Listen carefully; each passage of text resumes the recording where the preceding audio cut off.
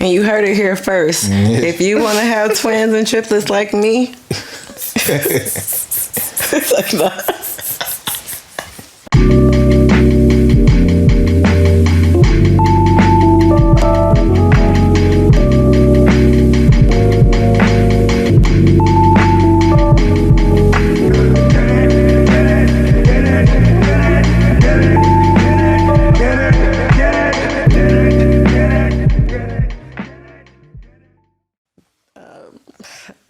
I feel it though.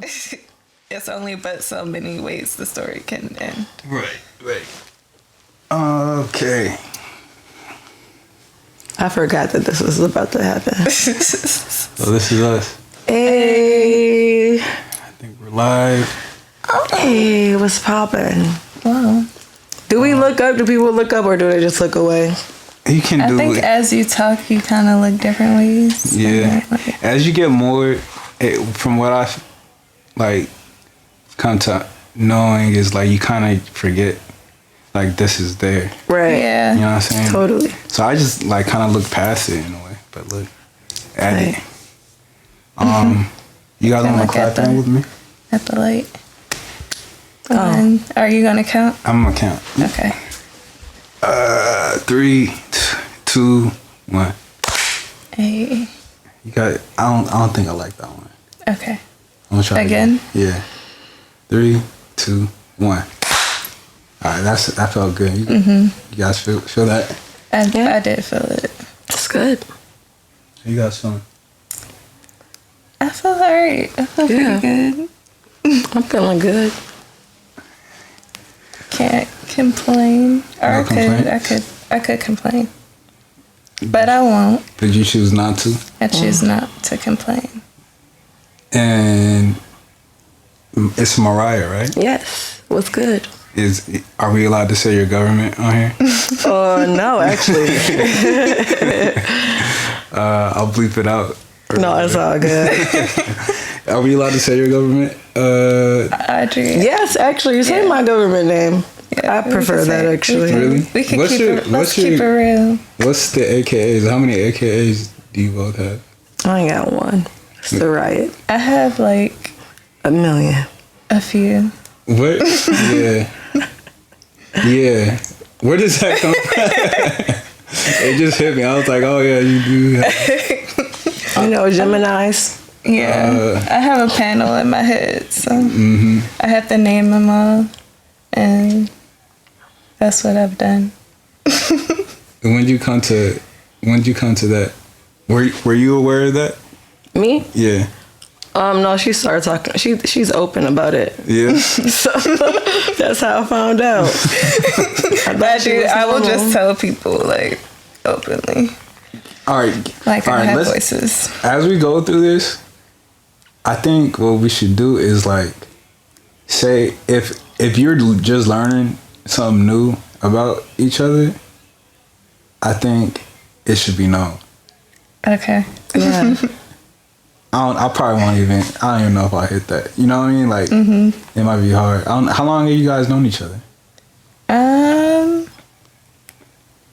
3 years. Maybe 3 years. Yeah. Okay. 3 years. Yeah.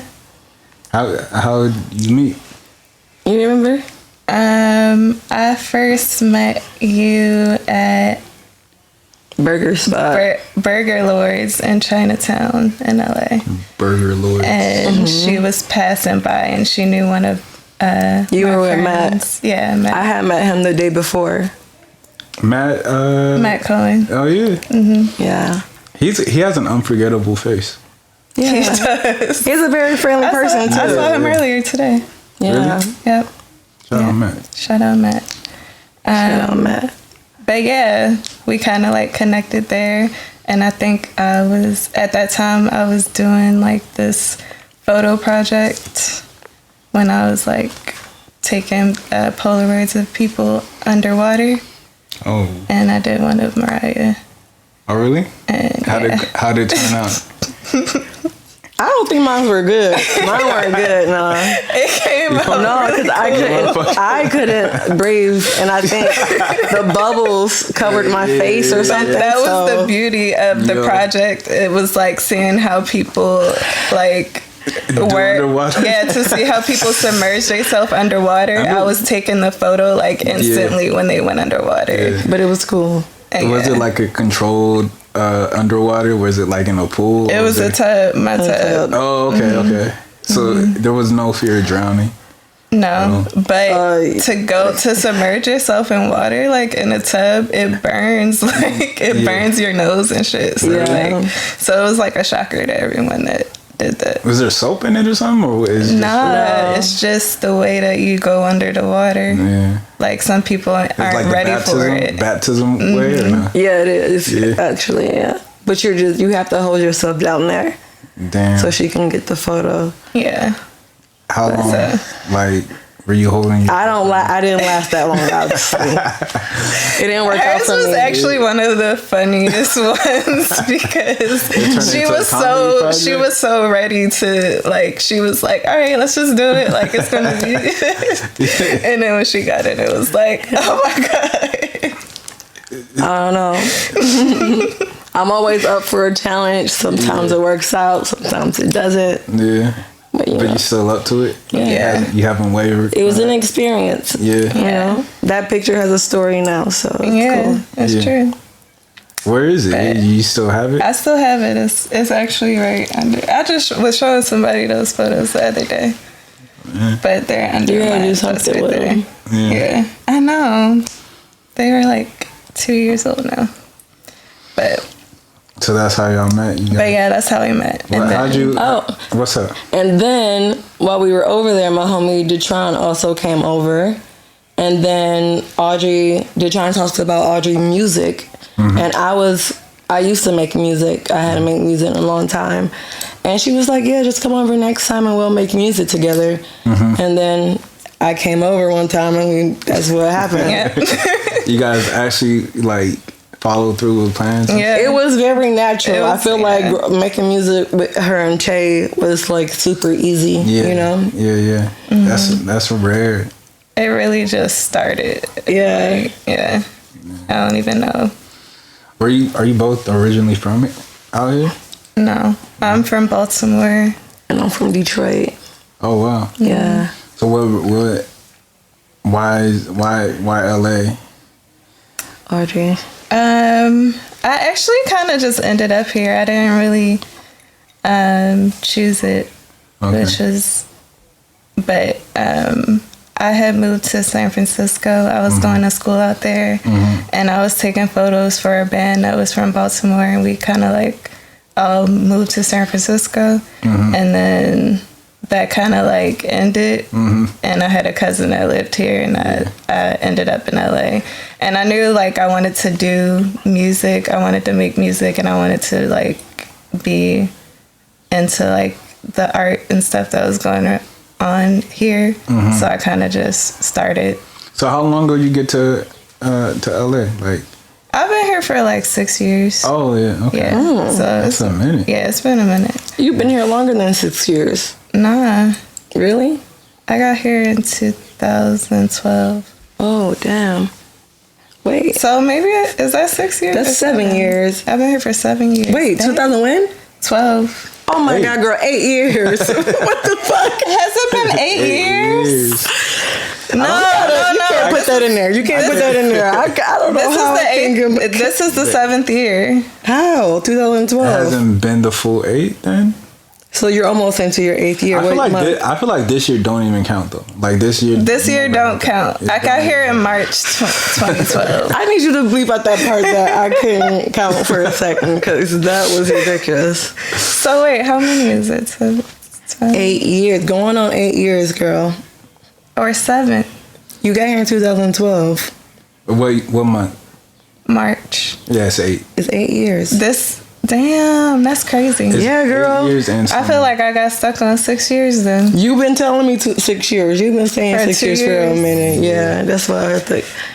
How quick do you... Time stopped then for me. How quick do you both remember your age? Like, did your age come up Like when someone asks you how old you are? Do I forget my age easily? Yeah.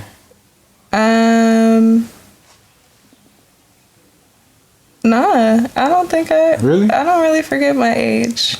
I always ask people to guess how old I am. 20s.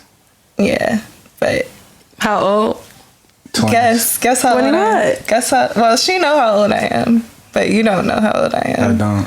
Guess how old I am. Yes. You're not at the age where you're like, there's an age where like people are ashamed of, like where they're like, oh, don't guess my age. You know what I'm saying? Like, you're not that.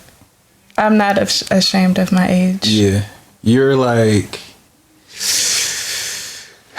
over 25. Yes. I'd say 26 3/4. That's a good guess. That's a good guess. That's a cool guess. So you're not gonna tell me? Wait, don't tell me. I'm not gonna tell. Guess how old she? Guess how old I am.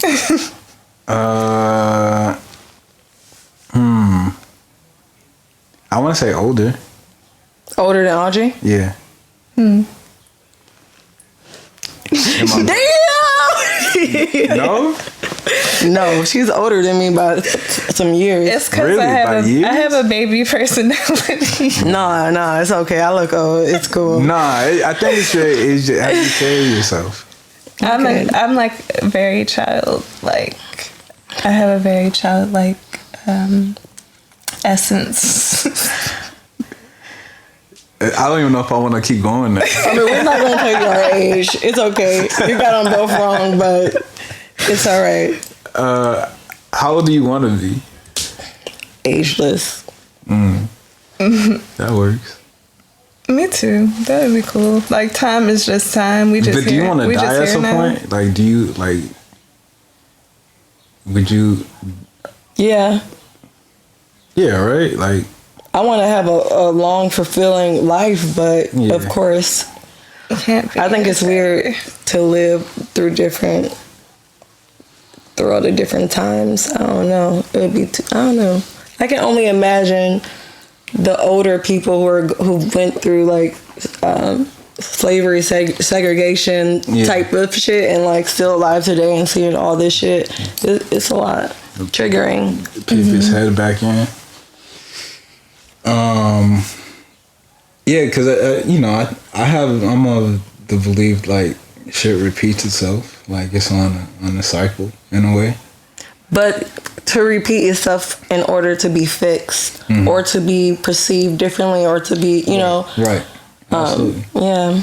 I think the past is, is a metaphor, in a way. It's kind of telling of the future. I mean, if you don't I don't think you can ever really nip it in, but it's always going to present new options. Like, you think you've accomplished it, it can always resurface again. But like, I guess this is our version of what was, that wasn't. Because I was thinking about, I was like, why was the civil rights an era? You know what I'm saying? Like, meaning like, someone deemed that it was over. You know what I'm saying? But it never really ended fully. Yeah, it never really fully stopped. I mean, it never really accomplished what it was started for. It's stopped and pressed, I guess. There's a reason for that. I mean, people paying attention to they want us to get over it. That's what it is. It's like a sore eye. Like they don't want to look it in the face. Yeah. So they feel like it'll make us feel better to say that it's something that's over. Yeah. I don't know. I think it makes them feel better. It makes them feel better. They don't, like I said, they don't want to have a sore face for like knowing that it's so up front. Yeah. Imagine, like, I just think I see the foot. You saw my foot? I saw your foot in the air. Oh, dang. No, it's all good. Sorry. Hey. No need to apologize. It was just like, oh, there's a foot. Audrey's foot. Turn up. I was stretching. Damn, what was it? Oh, so like imagine the amount of guilt you have to feel. You know what I'm saying? Yeah. To like just go this long without acknowledging, not even. Do you think there's guilt? I think that's what motivates it. I think there's a but wouldn't it be easier just to fix the problem than to just sit around with guilt?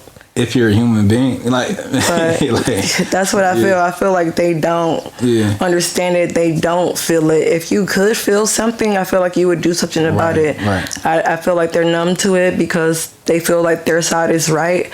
A large majority feel like their side is right, and that's just what it is. We're a minority, and that's, I don't know. They have to. They're a big part of, they're the main problem. People who can't look at themselves, but look in the mirror and see what. I've been having conversations about this since I got out of quarantine, and it's been interesting. I had a conversation with my Uber driver the other day. He's African. He was like, why Africans and African Americans don't connect. And he was like, because Africans or Ethiopian people came to the U.S. and they watched TV. They had Maury, they had Montel Jones, and it all had stories of black people being thugs or black people, being baby daddies and running it off and being cheaters. And it was a modern day minstrelsy that they saw, And that's all they saw. And if you don't know a black person, if you don't know a black person, then and all you saw was it on TV, and that's all you saw, those same characteristics, then that's just what you think. That's so crazy. I didn't black know that. lives. That's why. I think it's that. But it's deeper. I'm sure it's other reasons, totally too. Absolutely. Like sure. it's that's a big one, and I think usually Africans, when they come to America, they have a community already, of Africans, and so my parents, they came for college from Nigeria and stuff. So I'm first generation. My wife, she's first generation Ethiopian. And so they kind of just, Ethiopia has a different story. They were they had a new regime there. They were trying to leave a dictator in a way, you know what I'm saying? So, but I'd say for Nigerians, a lot of them came for school. My parents came for school and then just ended up staying here, you know what I'm saying? And having me. But it's kind of it's a weird thing because it's that, they are different, you know what I'm saying? They are, they don't have the history that the nation has, you know what I'm saying? So I always replicate it to when you in a, I don't know how many relationships y'all been in. How many relationships y'all been in? Serious ones? Yeah. A few. A few? Yeah. Yeah, 4 or something. Yeah. So I feel with every relationship, you learn something, you gain more of yourself from after. You know what I'm saying? Totally. You kind of learn new things about yourself and and what you expect from relationships and stuff. And so you as a person is different from your first relationship from your third, in a way, you know what I mean? And then, so the person you're dating on your third relationship is gaining from the second and the first one, you know what I'm saying? As a person, you as a person. Totally. So it's they didn't have to go through all the work from the first and second relationship. They just kind of reap the benefits from it. Wow. And so I feel sometimes my parents, all other Africans, when they came to this country, my parents, they probably came in the late 70s, 80s or something, you know what I'm saying? Way different as opposed if they came in the 50s or the 60s, you know what I mean? Totally. So probably won't even see, like, they don't see the nation as the same, you know? Yeah, totally. Someone that was here or had families here, you know what I'm saying? So it's like, it's a weird, that's like one of those things, like, I feel like there's like obvious shit that's going on between like us, like black people and the United States of America, and then there's like another conversation within that needs, like within the community that needs to be happening too. Totally. Yeah. Like simultaneously. Yeah. I feel like that's the conversations. Like, when would that be, you know, resolved or discussed? And you know what I mean? Yeah. Yeah. So even within our, like you said, within our own people. yeah, because it's just as fucked up. To be honest. It is crazy. Yeah. Because if you see different races, a lot of them have like their communities, like you were saying, right, coming here and having a community, right. But it's really weird. Yeah, it's so deep. It's so many layers to it. It's so strange being here, like on the planet with the skin that we have and the experience that we have. You know? Listen. It's crazy. We all been home on quarantine, and so much has been happening. I feel like there is a lot of like clarity that has been happening for people whoever's open to getting the clarity. Yeah. But even having this much clarity kind of fucks you up a little bit. The truth is crazy. Because you're like, damn. Yeah. It's too America, much to take in. Americans, real Americans. Yeah. I'm not a real American. Yeah, you know what I mean? crazy. And me never really caring about, I don't know, I got into politics growing up, you know what I mean? Not when I was younger, my parents didn't talk about politics and stuff like that. That's just my family. I know a lot of families are different, and it's too much to unpack. My mind will explode. Yeah. How has it been quarantine for both of you? For me, it's been very testy, I'd say. Just like I feel like I've been tested in a lot of ways. I kind of feel like a pressure to have to do something, but then at the same time, I'm like, this is fine. Like just chilling? Yeah, I'm trying to like find a happy median in between like feeling a sense of urgency and feeling a sense of like being okay. Yeah. And that shit is kind of crazy. The way that I feel, I don't like.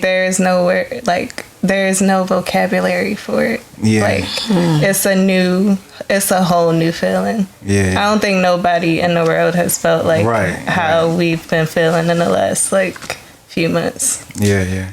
So it's all new stuff. It's all new shit. Like, I mean, if you want to get profane with it. Sorry. Stuff. It's all new stuff. You can say whatever you want to say, but it is new. Yeah. How about you, Mariah? Same. I feel like it's weird. Me personally, I've been in alignment and I've been out of alignment. It's been like a roller coaster for me. I was definitely going through it during like the protests, the first round of protests and stuff. And I've never felt this before, even though it's been like right in front of all of our faces. I never felt so scared. Right. Is that crazy? I don't want to. No, it's not. I don't think it is. I don't think I'm not like a weak person, but like I think I was very paranoid for a while. Like about what? Just like being black, and like I went to the desert, and I went to the desert to try to get away and like meditate and like do yoga and do all this stuff, and then I ended up going there and I couldn't think about like how I'm a black person in the desert and I don't know my surroundings, and if somebody feeling a type of way about what's going on, like are they gonna try to like I don't know, in the middle of the desert, like just kind of like. Cause the shit that be happening be blowing my mind, and I'm like, I don't know what the fuck is gonna happen. Right. You know, anything could happen. Yeah. Word. But I'm in a good space right now. I'm glad that I can get myself back into alignment. It just takes. There's something I gained from feeling the way that I felt and going through what I went through. So Yeah. That's the beauty. How'd you get there though? How'd you get back in alignment? with me, I feel like it's a journey, but I've found out through practice like what things help me get back there, which are like meditating, which are listening to certain things on YouTube, like listening to like singing bowls or like Abraham Hicks or something that like just helps me be more in a state of like satisfaction and like caring about, you know, abundance and well-being, and knowing that, you know, this universe is filled with well-being, and just be, I don't know, finding things to be thankful for. It helps me like just look at my life and just, you know, being a appreciation for everything that I have. Yeah, the gratitude is so important. Yep. It's like it's a reminder that you're alive in a way. You know what I mean? Like that's what I feel gratitude is. It's just like, oh yeah, you kind of look back and it puts things into perspective. In a way that you know, that's fresh in the moment. You know what I'm saying? Like, I don't know. Yeah. Gratitude is you know, the underdog, I feel sometimes. Mm-hmm. You know, just like totally actively just thanking you know, your situation. You know? Damn. It's crazy, because then you also like reflect and just be like, oh yeah, I did.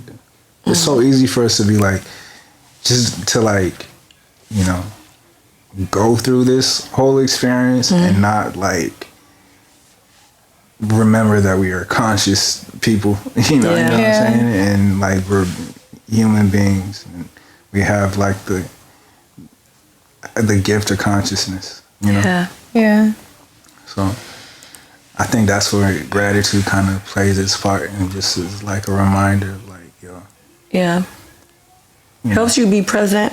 Absolutely. Mm-hmm. You know, when you look at things around you and be thankful, you're like there where you are, you know, feeling thankful. I think when you sit in your thoughts and think about memories, like certain memories, and getting caught down memory lane, that can take you out of alignment, because then the way you felt in those situations, you know, resurface, and then you're out of alignment, you know? Right. You're kind of judging those. Like, it's so hard to look at memories and not judge them. Yeah. You know what I'm saying? Or just, depending on the state. Like, if you're in a state where, you know, your mind drifts to like how unsafe you are, you're gonna look to your memories like in that same, like with that same energy in a way, and then judge those memories based on that, I think.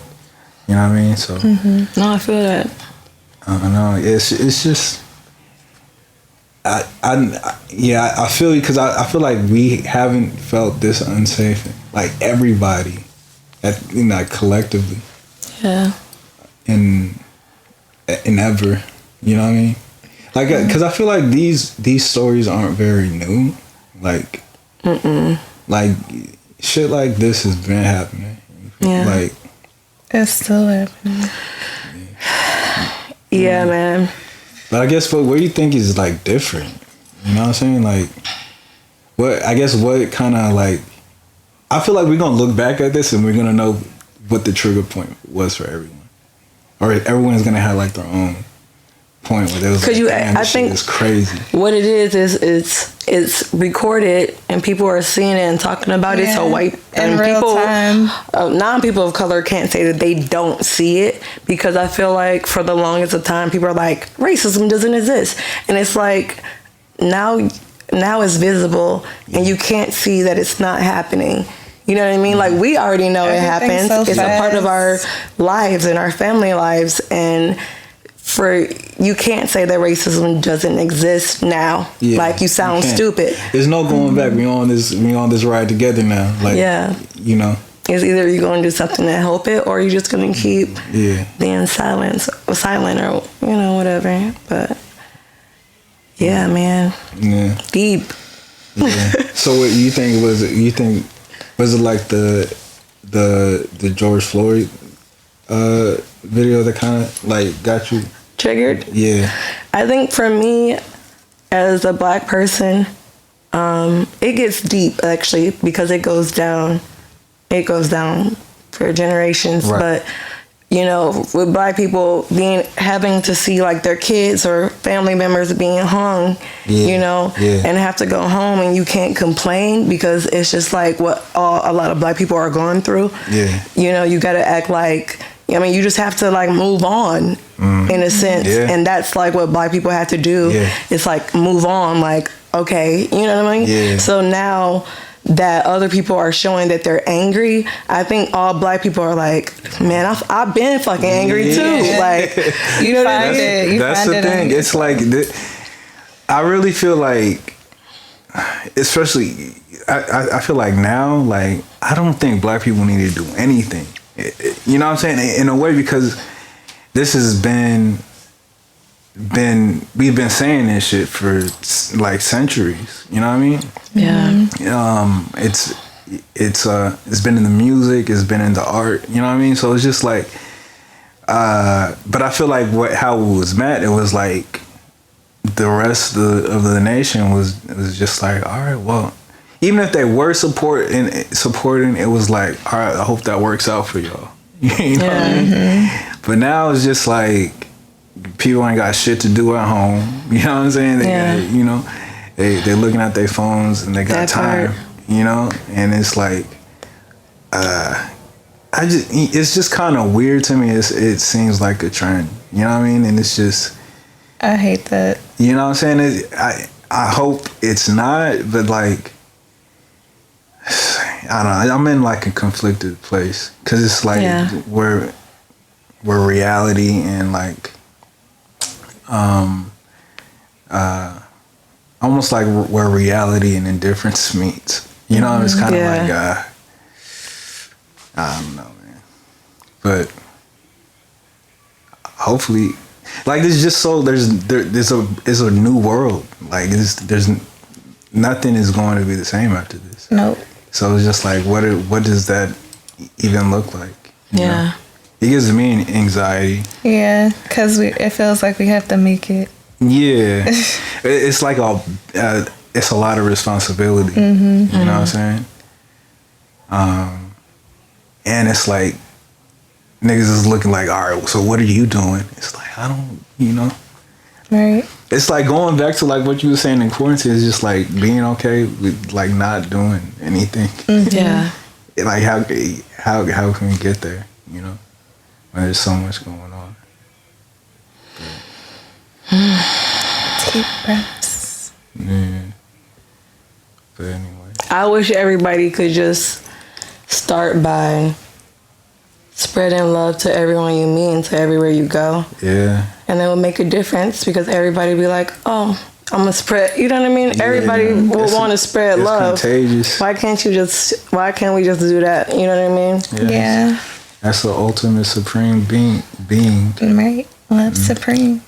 Yeah, man. To lighten it up. All right, hey. I'm Black, y'all. Black problems. Yeah. What you guys been?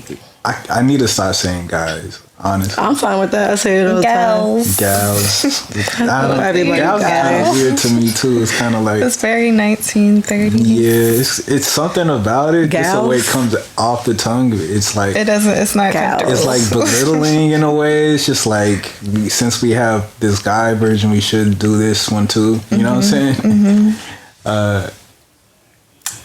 Ladies? I don't know. I like ladies. Do you like ladies? I think guys is more cool. Like guys? Chill, you know? I feel it's just everybody. Everybody's a guy, you know? I feel you. Everybody's a dude. We're all dudes. What y'all been listening to? And what do I be listening to? That's the last thing I listened to. I be listening to Josephine Baker. Really? Yeah, you do. I like to pull up like old shit and listen to it. They got videos of her, like dancing. Yeah. Didn't she do something? Wasn't she like? So she was like a very down woman. Like she was like what is she like? What she was in the 40s, 30s? Yeah, 30s, 40s. Word. 50s. She was like, wasn't she smuggling stuff for folks? Ooh. I didn't know about that. I don't know about that Let me do my backstory. No, she was like, she was down for the cause. Like she was just really, I like her. Yeah, she was an activist Yeah, for sure. yeah. That's right. Very out there, Yeah. very loud and bold for that time. Yeah, good for her, man. I like Josephine Baker. Her voice is beautiful. Like I've been listening to her music that much, actually. she does some crazy stuff with her voice, Yeah. like, and the way that it's recorded, it just sounds very beautiful. And then she has songs in like French and Spanish. Oh yeah, she was different in France for a bit, languages. huh? She used to like tour. Yeah. She was in Paris for a long time. Yeah. How'd you? Do you remember how you stumbled upon her? You know, when I was in like elementary school and stuff, I used to always do my Black History Month projects about her. Really? Like all through every year. Because you wanted to? Because I wanted this to. Is easy. My mom I used know to it. have like this collection of like Black history books that like had all the like just different people. Oh, And- word. I had some books like that. Yeah, too. it was just like a whole set of books. Right? And like, It's like Damn, that's the encyclopedia. thing. That's so dope. yeah, it was like an encyclopedia. But everybody like- had their own individual book, right? Exactly. And that is it was crazy. like their Oh, yeah. biography or whatever. Totally, man. And I just remember when I was like in elementary school, I seen like her photo in the front, and it was just like, this is. Yeah, she is very eye catching. Yeah, like just Yeah. seeing that photo Yeah. made me very interested in her, and like I read about her life, and I was like, oh. And Was it a color photo or was it black and white? It was a painted, like it was like a painting of an actual like photo of her that's like very iconic. Yeah. It's like one of the main Okay, photos you yeah. see with Yeah. her name. But That's how you. that's how I. How about the music? Like, cause I'm sure, like myself, I just know her as a performer. Right. And I feel like I saw the like she has a movie that Oh, yeah? I forgot who the actor is or somebody. though. Somebody like kind of. Yeah, like we would know like, oh. But I saw the movie, and then that's when I got kind of familiar with her music. Yeah. But I didn't really like start really getting into her music till like maybe like 2 years ago. Oh, okay. That's when I just started listening to all of it, like on Yeah, iTunes and shit, that's so funny. and looking it up on like YouTube and stuff, like seeing older Yeah. stuff. I feel like we always kind of like it's interesting like the phases we take to go back. Like I remember, so like when I was growing up, like music was very like I was like obsessed with music, but like it was very sheltered from me. So like I think starting in junior high is when I like started going back on all the shit that I like I was like, all right, who was NWA type shit, you know what I'm saying? Like Totally. who are all these people that like I've probably heard like the edited hit version of, Right. but now I can kind of like smuggle like all the filthy, dirty lyrics, all the parental advisory joints. Right. You know what I'm saying? But I feel like when we get older, it's like I find myself, I'm still going back to like just all like a bunch of jazz, like Nice. just like the evolution of like before it was just like Yeah. what you went to at the time, and I'm still into hip hop now, but it's just like a level deeper, you know what I'm saying? Yeah. Right. Of like researching in a way. Yeah. Do you both like chapter your life through music too? Like, do you know what you were listening to at, or like, how do you break down your life? In a way. I feel like in a way I do. Yeah. Like, I can remember different phases of my life by like the music that I listened to at this time. Yeah. You put some more context to it. Yeah.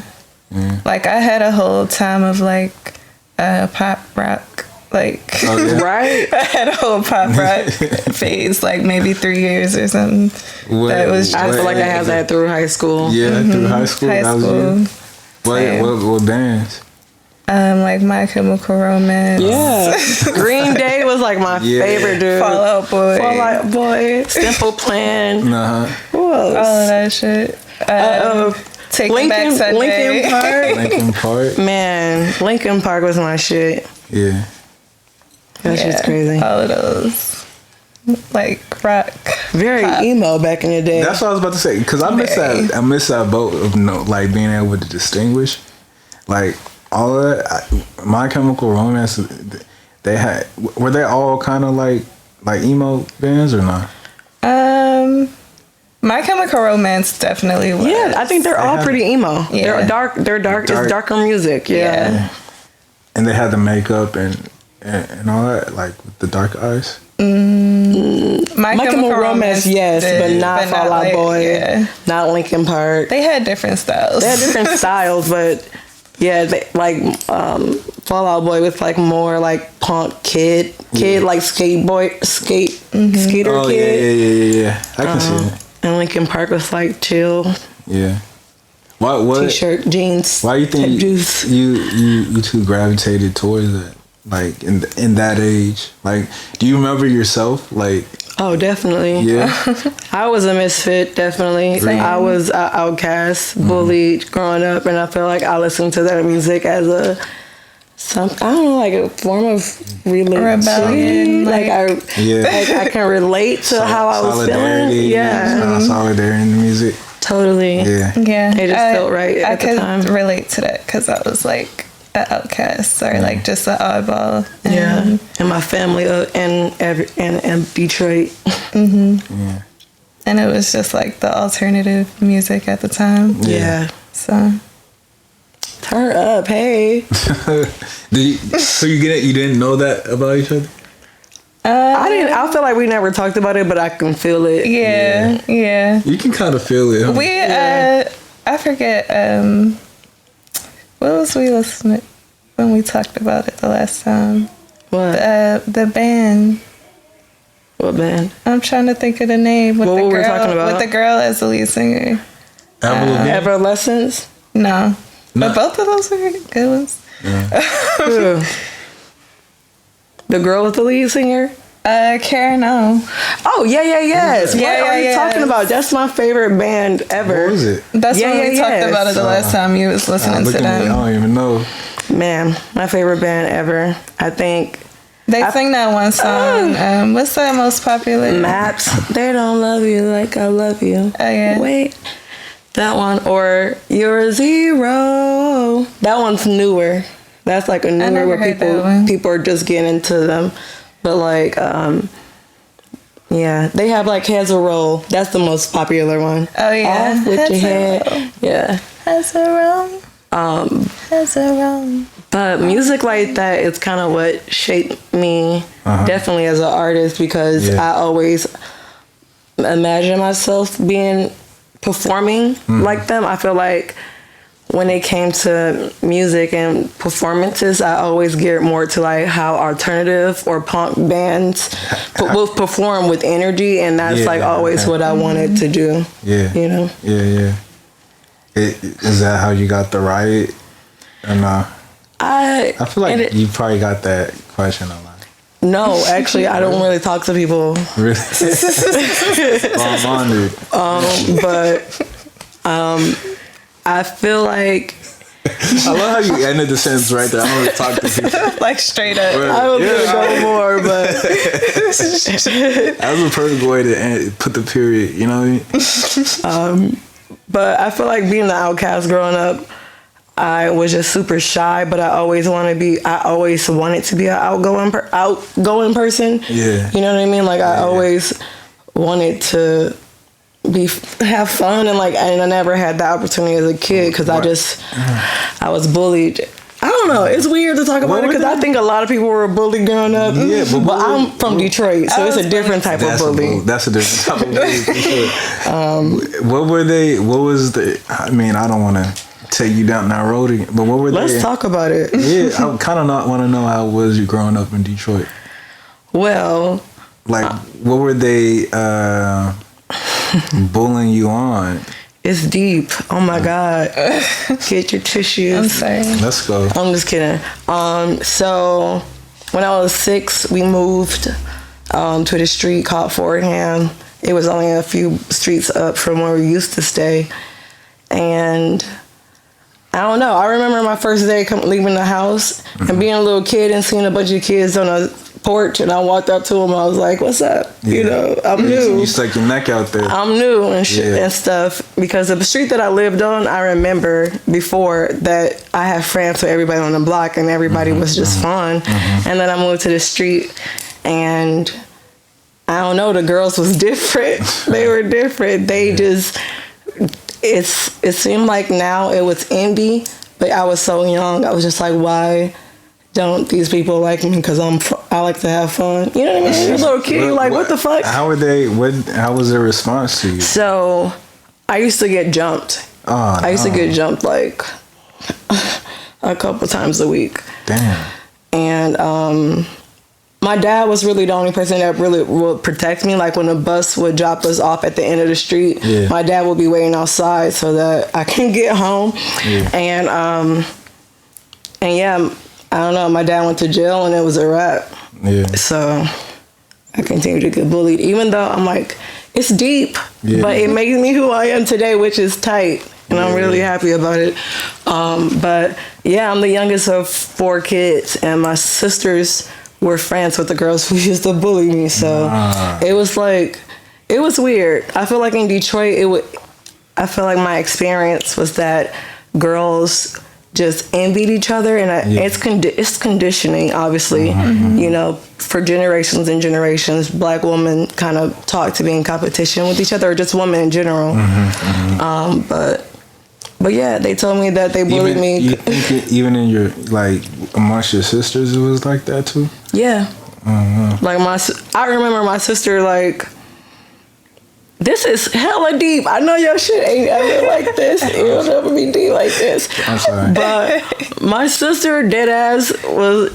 I remember one night we had a sleepover and I was sleeping on the floor and she was like, "You're ugly." Like, you know. Fuck that, you know. You're like, oh my God. They used to go in on me. They used to they told me that they bullied me because I was ugly, pretty much.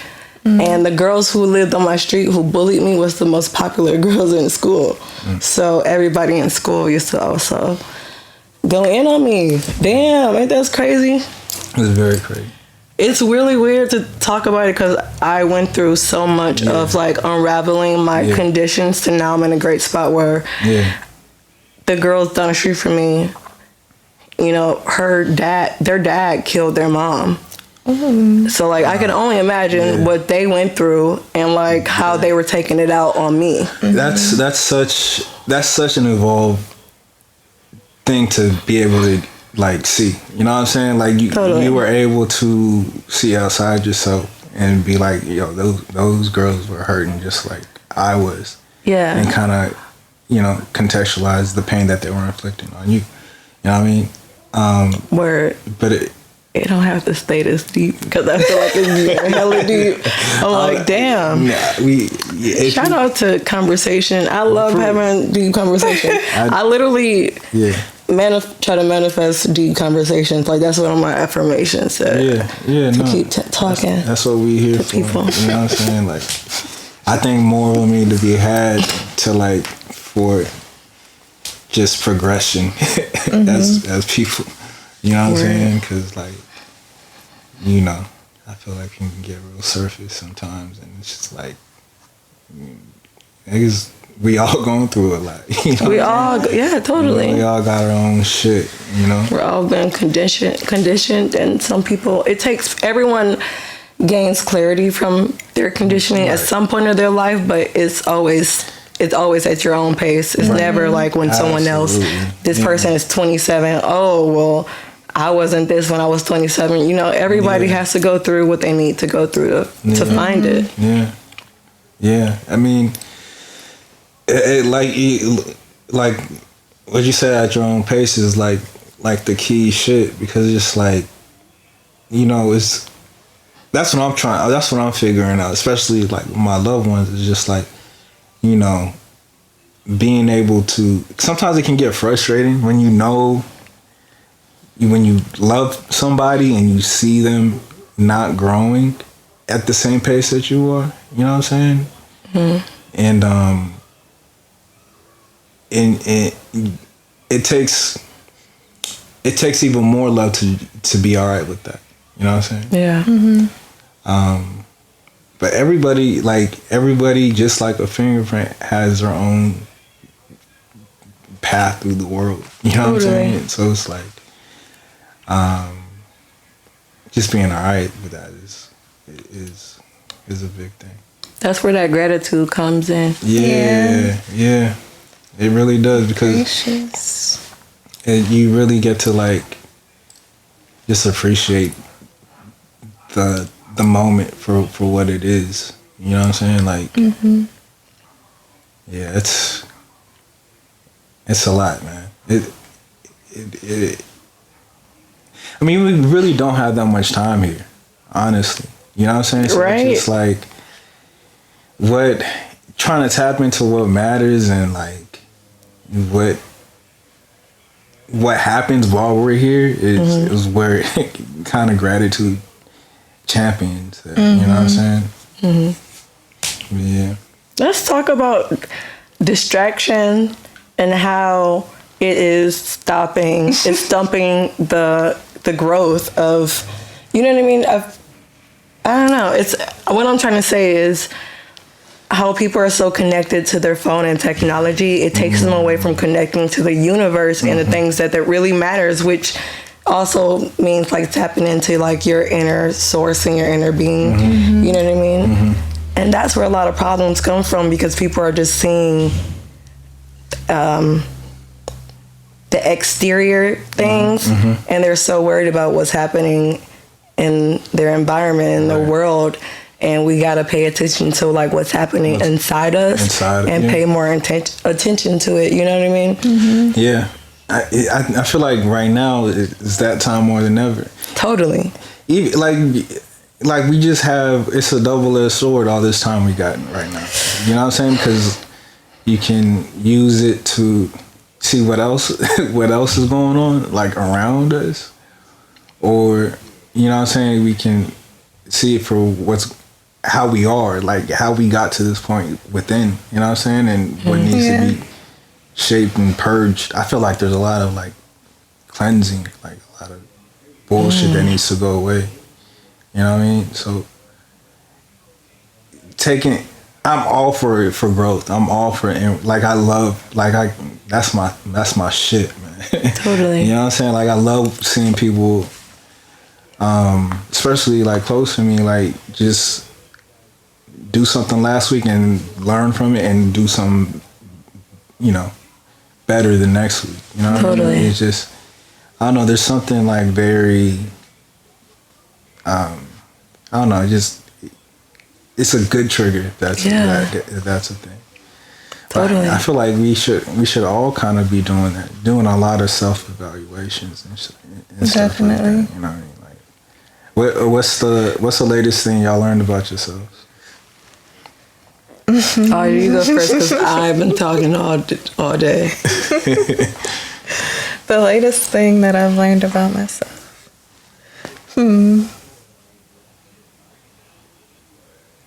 I kinda, which one do I want to talk about? Hold on.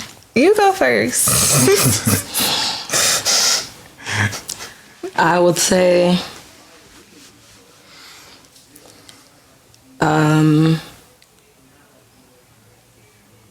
I learned that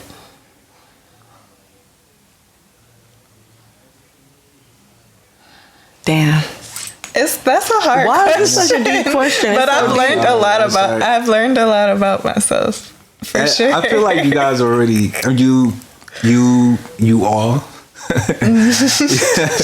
you already kind of know that, but I understand it's probably like a lot more intimate than you wanted to like. It's like so much. Yeah. I mean, because it's like I don't know how you can't learn new things about yourself right now, but like I totally understand if you're not willing to like share. I think what I'm continuously learning is that I can do this shit. And I feel like that's the whole process in my journey. And with saying I'm in alignment and out of alignment, I think when I'm out of alignment, it's still beneficial. Sometimes it takes me a minute to find that out, but I got to learn that lesson. And I think what I've learned about myself and what I keep learning about myself is that the stress is what makes it harder. And I don't know, it's kind of like submitting myself to just experiencing what life has and in what order life has, you know? Yeah. I am rambling. I don't even know what I'm talking about. I hope it makes sense. It does. But like, I'm learning that like these challenges are super beneficial to my life. Yeah. That's it. Yeah, you're like you're growing.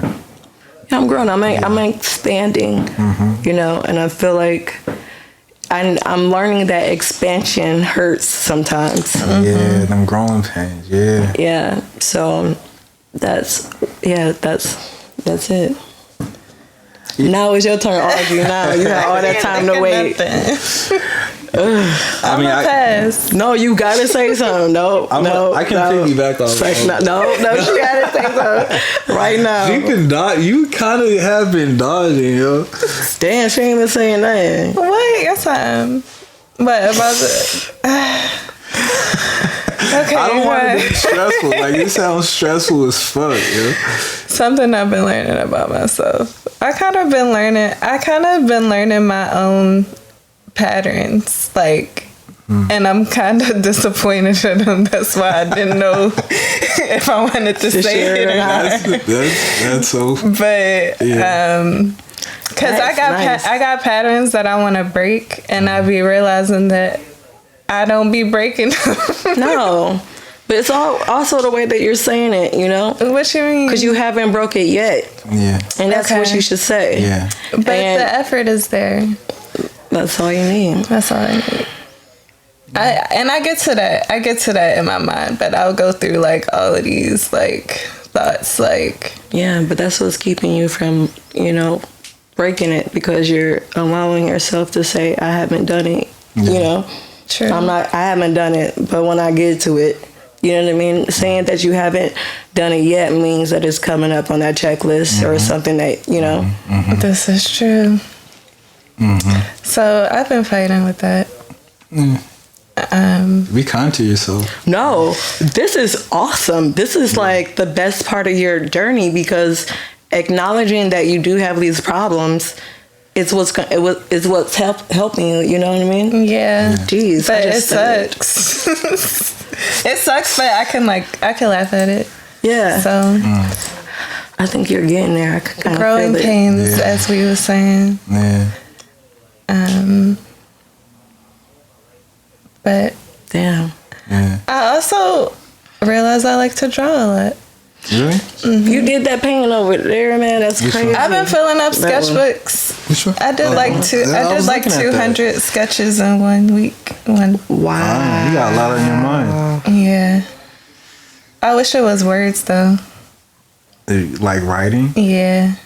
Like I wish I was writing instead, but that's not what's coming naturally to me. So you kind of gotta figure it out. Yeah, I'm just doing what's coming natural. I just realized how powerful writing is. It's so nice. Yeah, but it's really powerful. Yeah. And then it lasts, like, Yeah, things that you write down. That's what I'm saying. I think that's what makes it so powerful. It's like it's permanent. Mm-hmm. You know, it's one of the more permanent things we can ever experience here. Yeah, it's beautiful. Mm-hmm. Like, just do y'all read? Yeah. What y'all reading? Yeah, I'm reading this book called "It's Not You, It's Me," and it's about everything that I'll be talking about. Finding clarity within yourself and just the way you look at the world and how you can treat people better by doing yourself right first. So yeah. Yep. I just finished Beloved. Oh. By Toni Morrison. Yeah. I've been doing audiobooks, so. Oh yeah, you listening to? Yeah. Yo, that's. But nice. I'm also reading another like poetry book by Zora Neale Hurston. Okay. Yeah. Currently. Nice. Called Sweat. I'm gonna get Beloved too. It's really good. Oh my god, I cried. That was the first one. I know. That's why it's so deep. The one on audiobooks is narrated by Toni Morrison. Oh, yeah, that's even better. It's really beautiful. She has a powerful voice. It's like. I love sampling her voice. Yeah. Oh, word. Yeah, I'm reading Song of Solomon right now. By her. Yeah. And yeah, she like the way she really captivates me by the way she writes. Like her description, like how she describes. Yeah, things. like she gets in a certain rhythm sometimes when I'm just like, damn, that was 5 pages. I just went through. And you just been grooving. Yeah, just like wow, I've never had an author like get in the pocket like that with me. But also it's so metaphorical that like there's like huge concepts in each of her characters, like huge black concepts. You know what I'm saying? It just like I was reading. I try to read a couple pages of, not even a couple. Like it depends, like how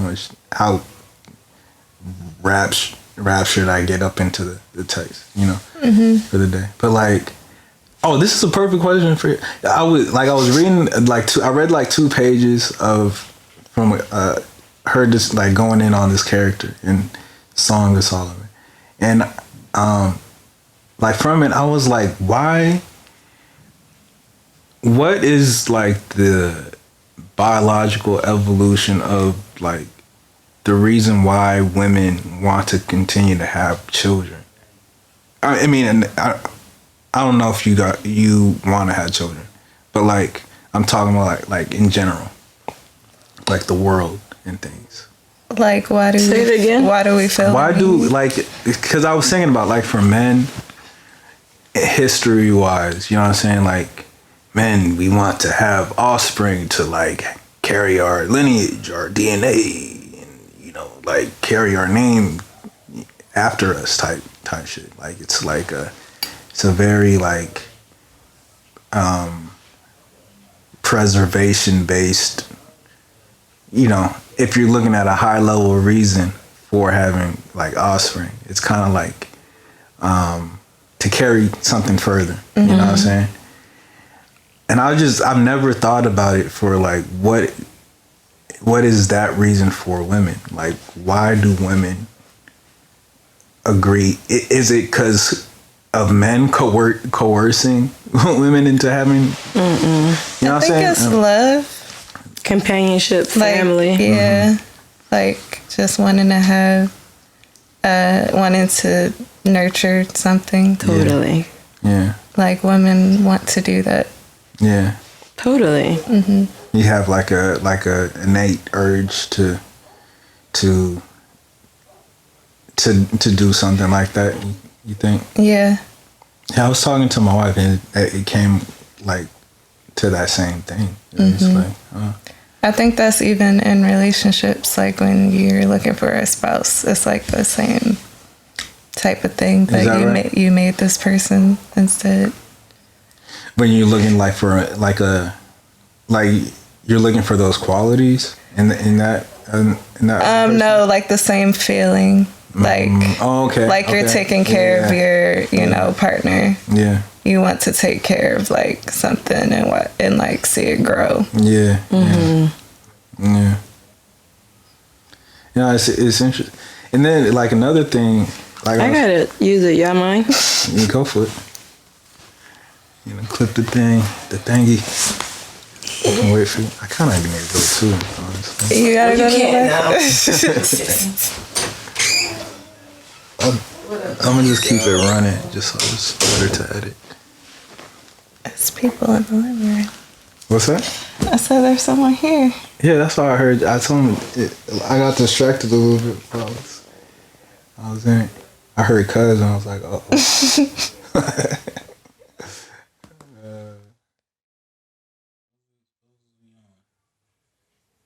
Anybody remember? Should we just start on something new? Let's just start on something new. Start on something new.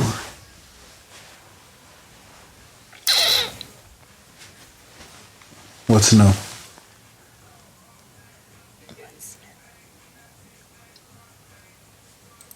That's the question. Yeah. What's new? What you both do today? Today? What did I do today? I ain't do nothing. Damn. Wait, no. I feel like I went somewhere. I went to get tacos. Hold up. With my friends, Fouché and Matt. Okay. Cute. We went to Poppy's Tacos. Oh, that's what she was talking about. Mm-hmm. Where's Poppy's? Poppy. No S. Poppy. Poppy Tacos. It's Poppy. It's a place in like Koreatown, I think. That's dope. And the tacos got red shells. Got what? Red shells. That's exotic. It's just different, you know. I just understood what you said. Red shells. Yeah. You know how you don't want to say, huh? You don't want to say it a third time. Take a moment. Yeah, you just let it sit for a second. Word. Then I came home, and that was it for real. Now we was doing this. Now we here. Now we're here. Mm-hmm. How about you, Mariah? I went to physical therapy from like 1 to 3. Then I came home, chilled, and came through. I feel like there's so much, so many things with you. With me? Yeah, like like. What do you mean? Like last year in physical therapy. Yeah. Oh, word. I don't know. I don't want to like. Very. We just talking. Okay. Earlier this year, I got into a car accident in an Uber. In the Uber? Yeah. Oh, yeah. I've been in a car accident in an Uber before, but this one was like, we got smashed in between 2 cars. Damn. It was while I was working on this big gig that I had in Chicago, so I really didn't take any time to like heal myself or anything. And then when I slowed down, this happened in January, I didn't slow down from working and like running around and shit until March when we went on quarantine. Yeah. So that's when I was like, shit, I need to like do something about this pain in my back. You know what I mean? Back. So yeah, I've been going for a couple months. Well, glad you're here. Yes, Yeah. me too. It could have been bad. Crazy thing is, me and my Uber driver was having a conversation about religion. And that happened. And she was like, I remember just talking about like, you know, shit, you know, energy and shit, whatever. And she was talking about if God, you know, she was telling me all this bad shit that has happened in her life. Yeah. And it's a difference too. Like some people talk about things that have happened and look at it a whole different way. And with hers, it was like the energy was like, why? is this bad stuff happening and seeing it as like negative. Yeah. So she was like in a very negative space, talking about the things that have happened to her and what has happened to her cousin. She was telling me some stories, some great. We got really deep, really quick. How long was this Uber ride? I feel like it only probably like 10 minutes at that moment. Because I don't know, for some reason I be getting into deep. Into it. Yeah. My deepest conversations be with the most random people. Yeah. For real. Yeah. And out of nowhere, Let's liability. fucking car hit us from the back, like slammed us. Damn. And I remember me and her we were both yelling. Like we were both like, oh. Yeah. I remember that. That shit was crazy. You don't know what's gonna come out your mouth. Right? We were like, whoa. Yo, it's not funny, but it was just thinking about it, it's just like, I just remember me and her like, what the fuck? Because so distraught, you know? Yeah, I can imagine. Crazy. Yeah, look at him. But that was weird for me. I feel like it was something in that I needed to like, I don't know. I don't know what it is. I think I'm still unpacking something to learn in that. What had happened there. Because it was weird to get in a car accident when you having a heated conversation about religion. Oh, you guys were on the opposite sides of things, or no? different sides? We saw things differently, but there was no debate or anything. You know what I mean? It was just her telling her story. And then, like she was more heated about the things that were happening to her, and I was just saying like, you know, I'm on this journey and, you know, things have happened, but, you know, I'm learning from things. And she would like respond with like, what am I supposed to learn from, you know, what did my cousin learn? He's in jail for the rest of his life. Like, how are he going to learn from that? You know, she's hurting. That was her, you know, side of things. And it was really weird because it got heated really quick, and out of nowhere, that happened. Yeah. Like in the middle of that conversation, which had me shook for a couple of months, you know. Absolutely. Mm-hmm. So where do you reside on religion then? Like, I'm a spiritual person. Okay. And I really focus on the God that's within me, and the universe. And yeah, that's the most simplest way to say it for me. How about you, Audrey? I'm the same. I'm more spiritual than anything else. But I grew up kind of Christian. Likewise. But my mom was also into like different religions. Okay. Like she has studied Mormonism, or I don't know if that's called an ism, but she was like a lady that would just let like Jehovah Witness and Mormons and see what they was talking about. Wow. Yeah. That's dope. Kept an open ear. And now she's a pastor. My mom, shout out my mom, she just got certified.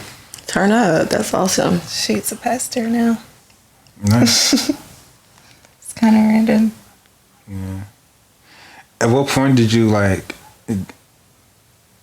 I guess for both of you, like, when did you start like exploring that like more and more?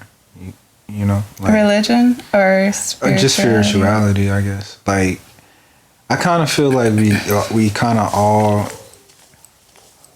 inherent. Is that the word? Inherent?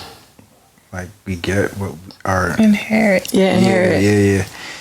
We get what kind of like what our environment gives us in that regard. Cause it's kind of weird. I mean, like think like you kind of just start remembering things one day, and then you start to ask why. You know what I mean? Like you're just here, and sometimes usually your environment has like a quick Band-Aid solution for it. For me, it was like Christianity, and like this is where you come, how you're made, the history of the world and stuff. Yeah. But then I feel like at some point, I mean, maybe some people don't even reach it at this point, but like you kind of question that, like, yeah, you know what I'm saying? Like, well, me, I never got deep I never got super deep into Christianity. Right. My parents raised me and all of us to find their own path. Right. Like, we didn't really. My mom didn't go to church, and my mom said I don't have to go to church to have belief and to talk to God. Yeah. So I actually grew up with a church across the street from me. So I went voluntarily and you know, experienced it for myself. And it wasn't a crazy bad experience. I mean, a lot has happened. I mean, it's a lot that has happened through that experience, and it wasn't terrible. It wasn't bad or anything like that. Yeah. I just think I just never connected to it. Yeah. Mm-hmm. Around when did you go there? No, that was when I was really young. I would say like around probably 12. Okay. Like when I can just go across the street and go to church by myself. Like it was like preteen, early teens. Yeah, it's like junior high-ish. Yeah. High schoolish. Yeah, junior high for sure. High school. And you're just curious. I had a religion class. Where was it? Religion?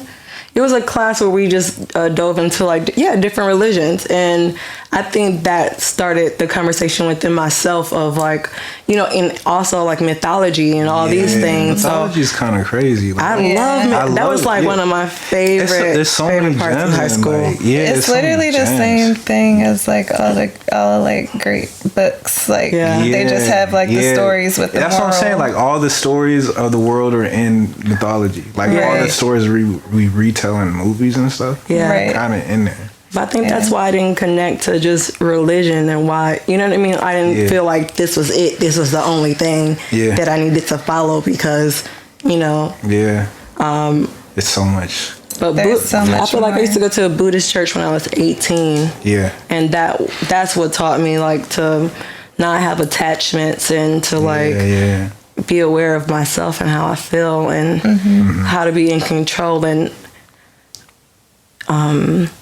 yeah, man, I feel like my life changed when I went to a Buddhist temple, but I don't consider myself a Buddhist, but Buddhism is just a study, it's just like of self and self-growth, and I feel like I'm on that wave without, you know, saying that I'm a Buddhist, identifying as a Buddhist. Like having a strict religion. Yeah. Yeah, because it's almost like I feel like religion is just like picking a team. It's like, why do you have to do that? You know what I mean? Like, there's so much to be learned about self. So much to be learned about like the world and the unknown. You know what I mean? But also to like worship something outside of yourself. Yeah, I think I think we have like a yearning to do that. You know. But it's a condition. That's why. I mean, they were given, you know, religion during slavery. Yeah, you know, that's that. Yeah, because people want to believe in something. It's something. A savior. Yeah, exactly. It's so crazy how that worked. It's deep. I still can't get over that. It's.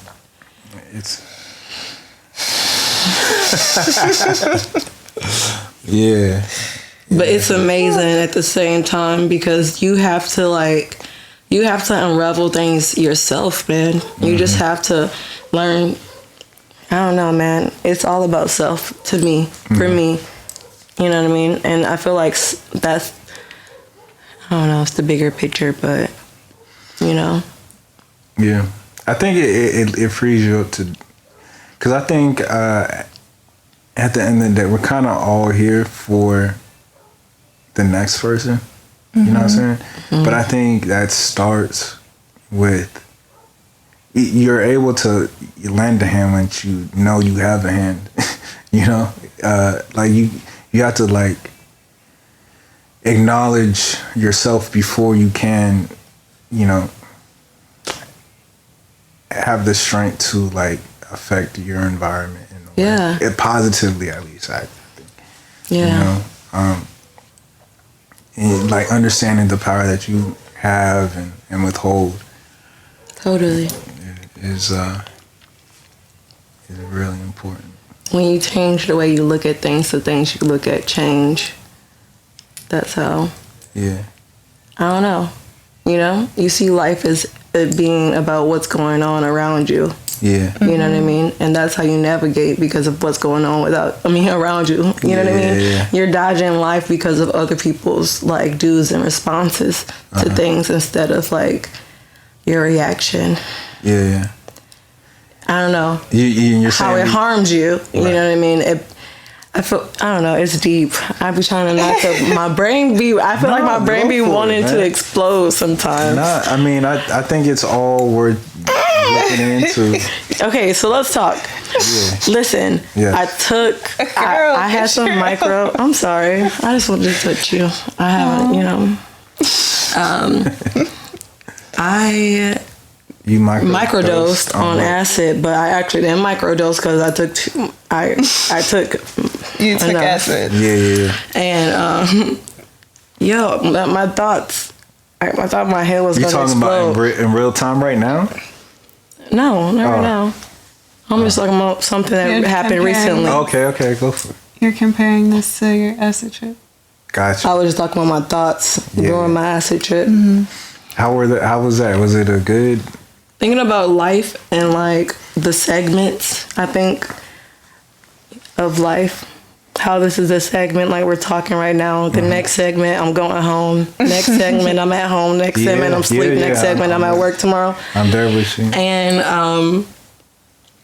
And it's all about how you move through these different segments and your thought process through these different segments, you know? Yeah. A segment can feel like a segment or it can feel like eternity, like your life is this. You know what I mean? Like my life is shit. Yeah. You know what I mean? Or during the segment, something really shitty happened, but you move forward and... Or like there's only one segment. Yeah. That like, Forever. Yeah. Forever. It's your disposition Like there's no in segment. life. Yeah. Like your outlook on how things are. Yeah. Yeah. That kind of dictate what the segment is. It defines that segment. What? Why did I bring that up? I don't know. I wasn't gonna ask. I was about to ask you what your disposition on this segment was. You know what I mean? Like, is it good? Is it What segment as far as us in this room or life at this moment? us in this room? Oh, no, it's tight. Yeah, Yeah. I like this segment. I like it. you're enjoying it. Like this is fun. Yeah. Yeah, man. Enjoying it as much as you can. What'd you feel? I feel good. I'm here with friends. What else? Talk. We're in my room She gonna on the make you talk. floor. Feels pretty nice. It was a hot day today. How have you, Audrey? Have you always like been soft spoken and quiet? Yes. I feel you. But sometimes I have I'm not that quiet. But sometimes I don't think there is a quiet. Like everyone has that person or environment that they can kind of like get that shit off on. I'm just like, I don't know. I like to be comfortable. Yeah. And I'm not like comfortable in front of everybody immediately. I like, scan the room. Yeah. In a sense. So it comes from like your own discomfort. Or it starts there. No, I wouldn't say that I'm uncomfortable, but I just like to, I don't know. I just like to survey the room a little bit, see what's happening. Like I just like to Then see it's like- what's going on, and then I'm like, okay, this is, I adjust to like what I'm around. Yeah, It's kind of, and if I don't fuck with what I'm around, I'm not like, Just keep it. I'm not gonna be loud and like, I'm gonna just stay quiet and to myself. Yeah. If I fuck with what I'm around, then I'm like, Do you remember a time when that wasn't the case, where you try to like venture out from yourself and just was like have I ever done that? yeah, like have you ever just like, I'm just fuck shit up right now, right here. And then he was like, damn, that wasn't the move. I don't think I've ever done that. You never walked in. I never truly like forced myself to do anything. Like I really try not to do that. Like if I'm not. But you had to have like when you was a kid, like at one point you was like, damn, I'm never doing that shit again. Like you just came out too brawly. Let me think. Like a cousin party or something. And like niggas like, what was she on? Why was she like that type shit? No, I can't think of a time. But people like I can think of a time when I was younger, and when I was younger, I knew that I could sing, but I was always scared to sing in front of people.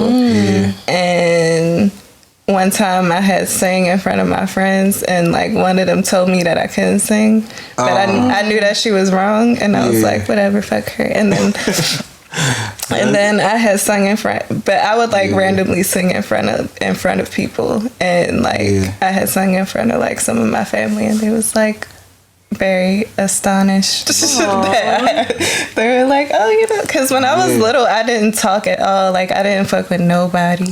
Like I only fucked with like my brother. I only really talked to him, and everybody else was sus. I didn't fuck with nobody. Older or younger brother? Older, 1 year older. Okay. Yeah. And then are y'all still close? Yeah, we're cool now. We're still cool. We're not as close as we was when we was little, but like. Why? Because of distance or what? Distance, and he's like married, has kids, is like on a whole life path. Different chapter, same. So yeah, we not like that, but like every time I see him, it's like that. Yeah. So. You guys have developed your relationship enough to where like it's like on site. Yeah, like if I see him tomorrow, it's gonna feel like I saw him today, even though I haven't seen him in like 6 months. Do you know why you were like that though? Like I was like shy. Yeah.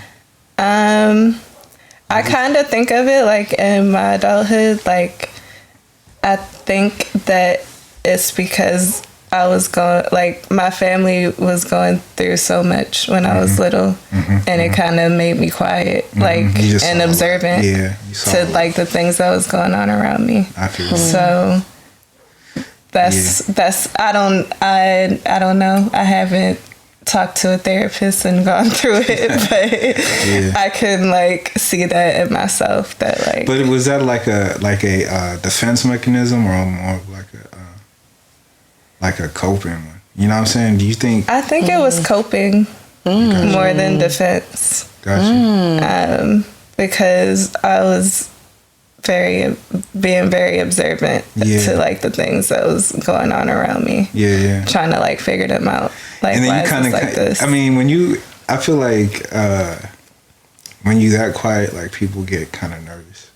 No, I mean, not saying like myself. I'm saying like as a kid. Yeah. You know, you just when you're that quiet, you can kind of see people for what they are and stuff. Yeah. And sometimes people.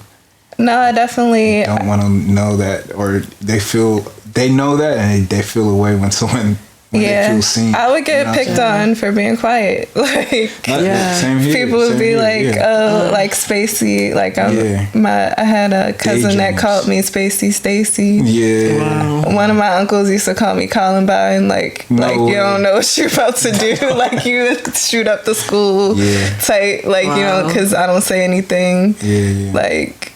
Yeah. No, I feel you. But I'm very sweet and nice. Sometimes. I'm not Columbine material. No. Well, you are, sweetheart. You're always super quiet. Yeah. But you talk when you need to, you know? Yeah. Yeah. I don't know. I'm just like that. Like, I could talk a lot if I need to. Yeah, I feel like we kind of learned that. You know what I'm saying? Like, we kind of like...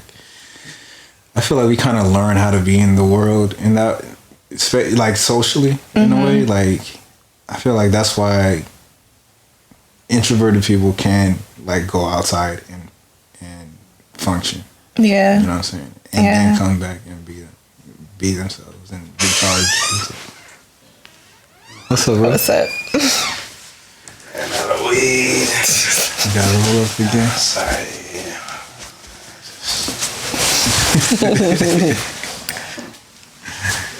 You wanna say what's up or no? Huh? You wanna say what's up to the people? But no, yeah, I think, you know, like, I think that's learned behavior. You know what I'm saying? Like, I think, like, What, being introverted? nah, I think being able to talk when you don't really feel like talking or don't want to talk is, like, adaptation, you know? Mm-hmm. It's interesting. Are you Mariah, are you an introvert or like what would you, like, how are you socially? Like naturally, I guess. I'm very in between. Yeah. I think now I'm becoming more extroverted, but growing up, same thing, just being quiet because, you know, shit, you know what I mean? I feel like I have a lot of things in common with Audrey. But for a while, I was super quiet. Even when I moved here, I feel like I opened myself within the last few years. Yeah. When did you move here? I moved here 5 years ago. So I feel like the first 2 years. 2015, correct? Yeah, 2015. Like 2020. Yes. 2010 or Yeah. But people thought I was weird. People thought I was fucking weird because I just didn't talk that much here. You know what I mean? Yeah, yeah. I can, you know what I mean? But I'm still like that. Like you said, in different environments when I don't know many people. Yeah. I'm not that as outgoing unless I feel that certain energy. Yeah. You know? It's case by case, I guess. Mm-hmm. Yeah. What was it like growing up in Baltimore? I only know, I've been to Baltimore? I've been to Baltimore once. And then the rest is The Wire. Wow. Everybody always says that. Yeah.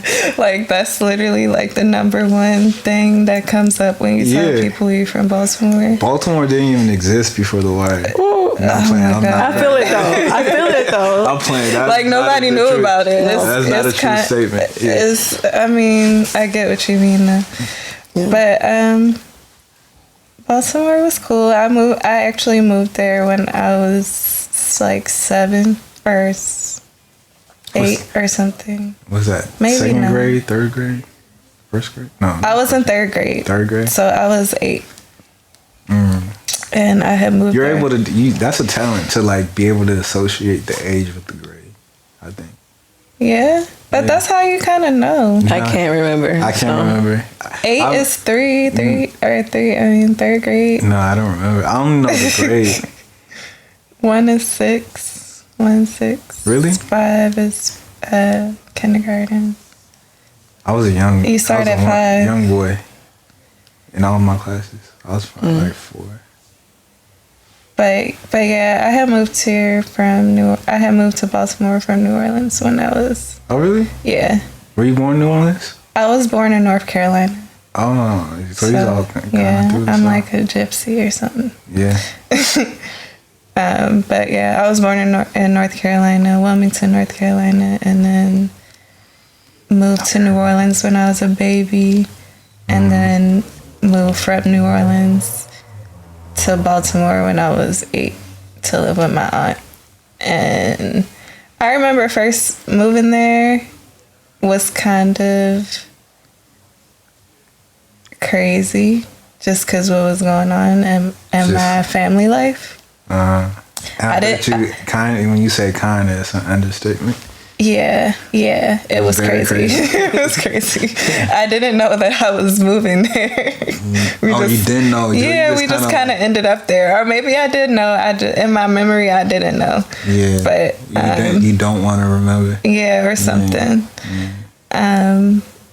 But yeah, growing up there was cool. I mean, I don't know, in comparison to growing up anywhere else. But yeah, it was cool. It wasn't like hard or anything. I kind of like cruised by. Yeah. Like with school and stuff, I was quiet, so like it was smart. Yeah, in a way, in my own way. Yeah. I got by in school. Like I wasn't like a A student or like a AB student even. I was just there. You was getting what you needed to get. I was doing what I needed to do to finish school. And that's literally how I looked at school. Like, you just got to do what you got to do to be out of here. Yeah, some kids get it like early. Like they just like, oh, I see what game this is. Yeah. I see what's happening. That's how I looked at school. I kind of wish I would have took it more serious, but yeah. Why, just like the studying part, because I feel like studying is like very important for like self discipline. Yeah, like just like studying a subject, and training and getting good at it is like a good skill. Are you trying to like learn that now, and it's like you feel like it's harder or something? 'Cause, you weren't doing that before. I only study things that I'm interested in. That's how it should be. But I wish that I was more interested in other things. Yeah. So, What are you studying? Like, what are you studying nowadays, I guess? Like right now, I've been drawing, so I've been studying like the body shapes and like things like that. And then I've also been making candles, so I've been like, that's cool, studying that shit, like what material to use for what, and like stuff like that. I feel like a scientist when I make candles. Yeah, you got all the chemicals in there. Yeah, it's like some trial and error that goes into making those. But what draws you to that? To making candles? Yeah, like why did you just wake up one day to make candles? No, I had actually started doing it because I was just talking to one of my friends, and we was talking about like generational wealth and like businesses that we could make, and like I was just thinking like, dang, I don't know what to make or like do or like even and then she was like, you have this like she was like, you have like this godmother vibe about you, and like she just told me all these things about that she saw in me that I didn't even really see in myself. And then I was like, you know what, you're right. And she was just like, you seem like you would be into like herbs and like candles and like incense and like stuff like that. And I was like, I am into things like that. And then she was like, why don't you start what you love? And I was like, I'm gonna look into that. So I started making them. I still haven't taken it as seriously as I want to take it, but I need to. Is this one of the things one of the cycles? This is one of the cycles. Gotcha. This is one of the cycles. I'm not even gonna say that, but but yeah. I really like that painting over there. Me too. Thank you. To me, it looked like it's a werewolf or something, and then that's like the end. I don't know why it looks like an animal on the outside. That black shading, it looks like it's inside a beast. Oh, I can see that. Yeah. Because you even did it around the arm, and it looked like there's like maybe fur around this body. But and then I see that. That's kind of cool. Okay. People see what's in you, psychologist, which you don't see like that. But yeah, just dope. So that's what you studying nowadays? That and what else have I been studying? I've been looking at a lot of videos about becoming a doula because I've been interested in that for a minute, and I think I'm gonna start my training for it soon. Yeah. Nice. How do you even train for that? Like, is there like a center? Like, yeah, there's a few different like associations and stuff that can certify you. Gotcha. And train you. So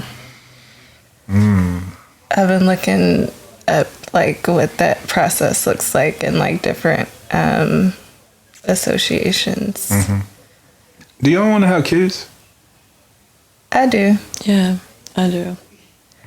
When I was growing up, though, I always said that I wouldn't have kids. And Why not? I don't know why, but my mom always reminds me that I said that when I was little. Like, I was very against the idea of having children. kids. And you like, nah, fuck I'm that. good on that. Yeah. Yeah. And then, like, an actual person coming out of your body is, like, kind of crazy. I still don't think, like, we react to that properly. I mean, like, that's a like, that happens. Concept. Yeah. That happens. Something, like, a thing becomes a thing inside your body and becomes a person.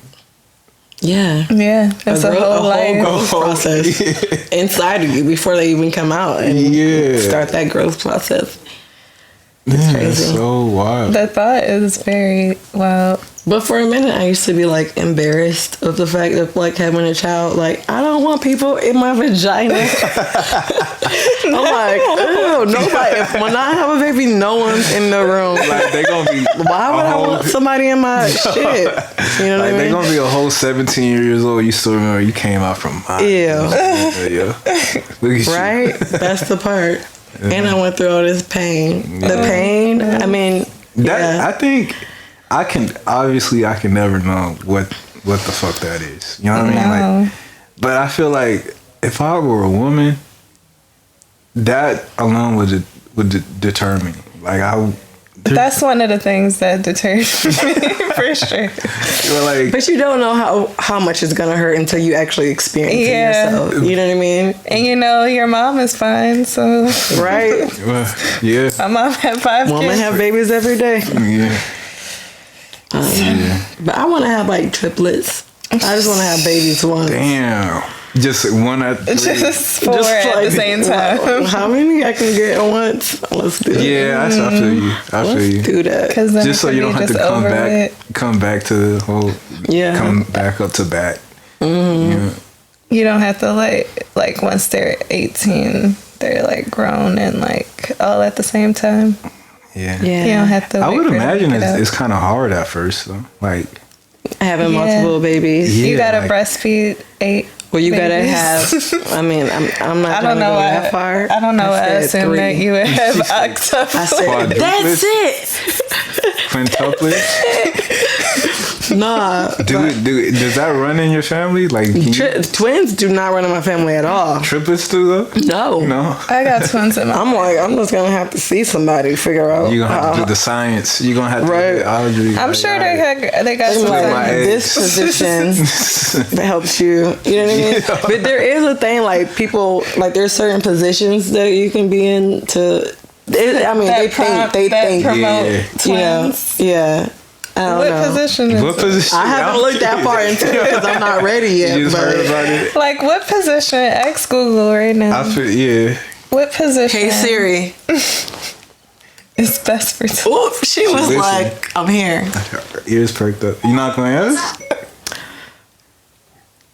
What's the question though? What?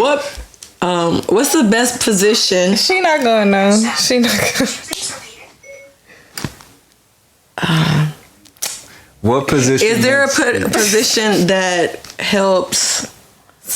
I don't know. Help you make triplets? What's the question though, y'all? I'm gonna get.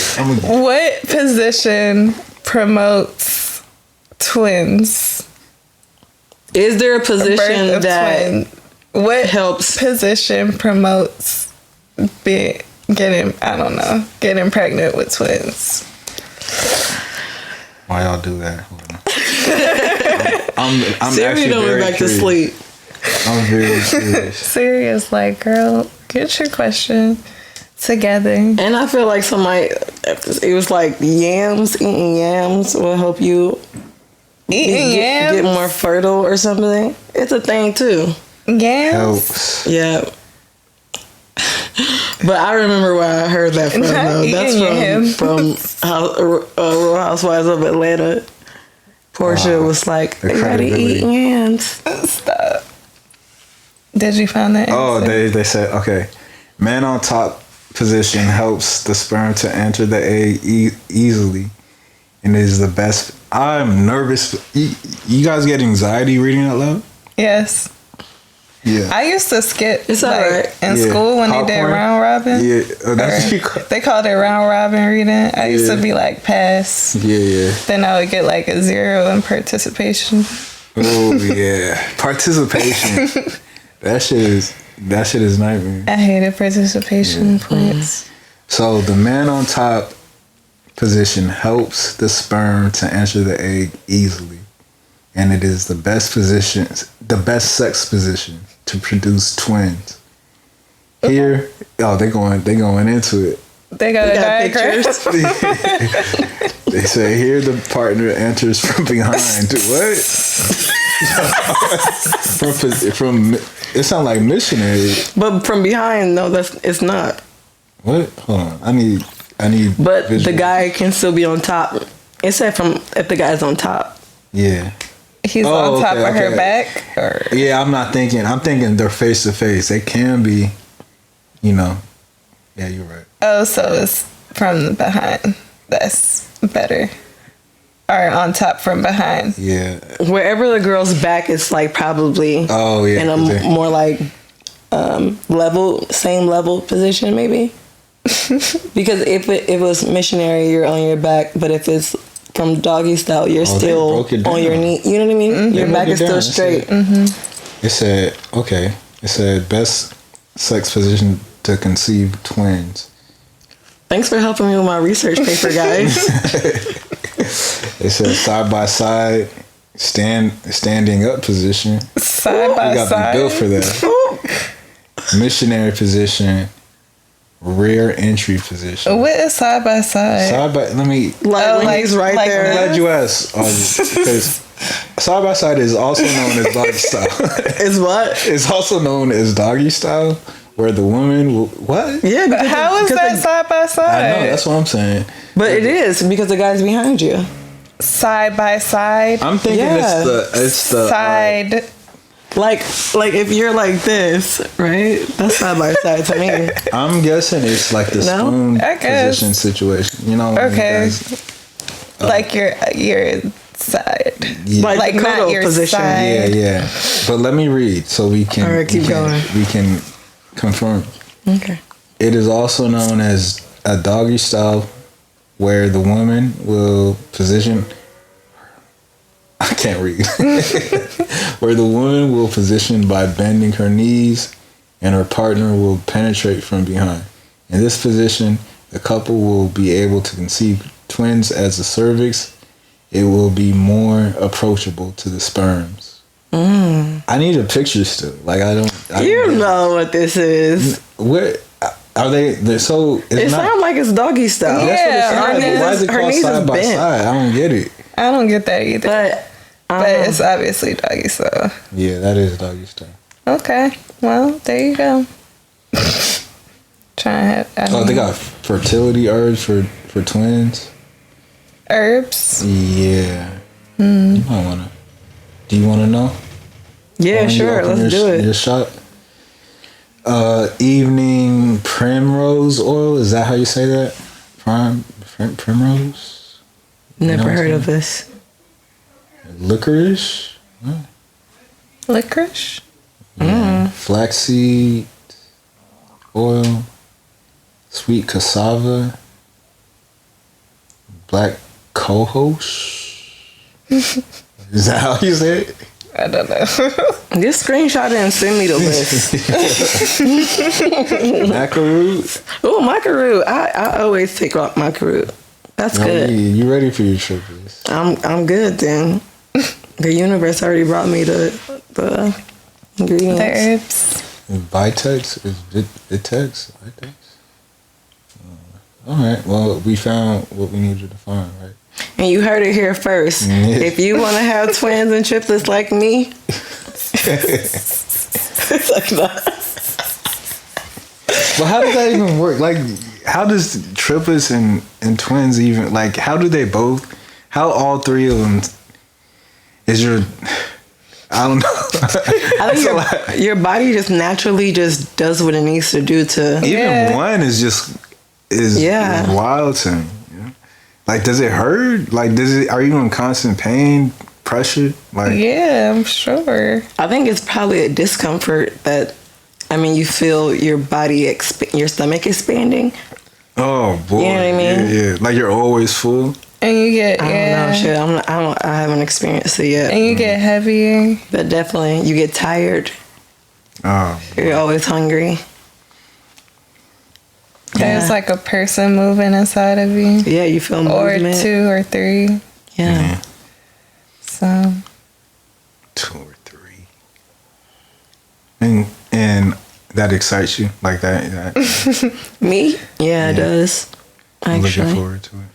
Yeah, I am. I'm interested in what that's going to feel like. It's tight.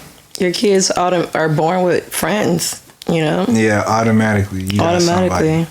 You ain't gotta wait until like your next kid is born. Like they automatically have a companion, Mm. you know? Besides yourself, besides the parents, yeah. Yeah. As they exit the portal. And then you have like the whole thing of like, okay, so here's a question. How many umbilical cords is going on there? Like, is it 3? I'm sure, like, you know what I've heard? Like, some It has women- to be 3. Yeah, right. Like, It has to be one that breaks off into 3. Yeah. like it breaks. Like it. That's kind of crazy. I never thought of that. Yeah. Should we pull up a picture? Because the babies be in like a sack. Mm-hmm. And then then the cord is like. In a sack. So the right. cord is Just must. breaks off into like tentacles, into like the Damn, it's fascinating. Yeah, it looks magical in my head. yeah. I could see the What they sack. come out holding hands, like, okay. So cute, man. Yeah. But they don't. They come out like bloody balls. Screaming. Right? And no, I saw this one like video where they came out like not mush, but they were just like pliable. Like since the bones aren't fully formed, like the leg was. I was like, yo. Y'all want to know what thing I be thinking about What? randomly? Why aren't there any like Siamese twin influencers or something? That's a lot to look at, man. Are they? I think so. They I don't had be Siamese nightmares twins Anymore. I don't think they're. I think maybe there was something like women used to eat something or something. Like it has to be something that evolved that women don't have them as often as they used to be. Yeah. It's like a very. Like, It was one family does- it was cigarettes. No. Yeah, it had to be something like that. Or Right? alcohol, drinking alcohol while But you you're know pregnant and what? stuff. That's probably why we have all these like now women are like you can't eat fish, you can't eat this, and I Yeah. wonder if all of those. And there's more like warnings and stuff. Yeah, totally. That's like, So you now- know. Cause Yeah. I was like, damn, I haven't seen the Siamese twin in a long time. I used to watch Yeah. those Lifetime Yo, documentaries. You about didn't them. get nightmares from that shit? No, I didn't. I thought it was fascinating, you know what I mean? But it was also sad that they don't live long, you know what I mean? Yeah. In most cases, I think probably a small amount of cases that do survive, but Yeah. That's because people were smoking and drinking. yeah, it had to be doing something, but I would hate to be like not have like my own body. You know what I'm Yeah, saying? this shit is crazy. Like share a stomach. or a brain or a head. Oh yeah, Well, because they didn't heads they would try be to do a stuck to each surgery other. where they was They always do, and they're trying to like we're gonna try to save one, and then they Yeah. both die or something like that. I wouldn't. Okay, yeah. See, that's crazy. Because would you even want to live without the other? At that point, like I was thinking about if as you're twins. if you're a baby though, Even if you're a twin, And you don't like, would you know. want to live without your twin? If something happened, you say, yeah. No. I mean, like, I'm agreeing with the thought. Yeah, right? You'd be like, damn, something missing. Yeah, like For forever, though. yeah, and you would you can't feel play, that if your twin got taken away from you when you was I feel like when you you were would. first born? Would you always feel like a sense A of void. Yeah, Yeah. I feel like you would. I feel like because you know that you came up in the sack with yeah, in a sense, something's not with right. something. You probably have like imaginary friends longer than anybody else. That's You know kind of what crazy. I'm saying? Yeah, like Damn, that's weird. But that should be happening, though. yeah, I think it does. Yeah, Like, people really be separated at birth and shit. and you just go through life like there's something I can't place my finger on. That's Yeah, off. like, why am I so weird? Yeah. Why? It's always some shit, you know? Definitely. I don't know. Weird. So back to psychedelics. Oh,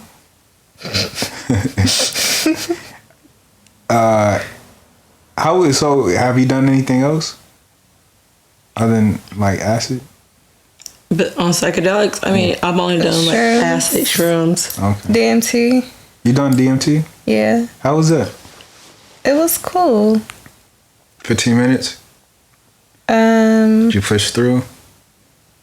I can't. You was there. It didn't work for me. It didn't work but it for worked me. for y'all too, I think.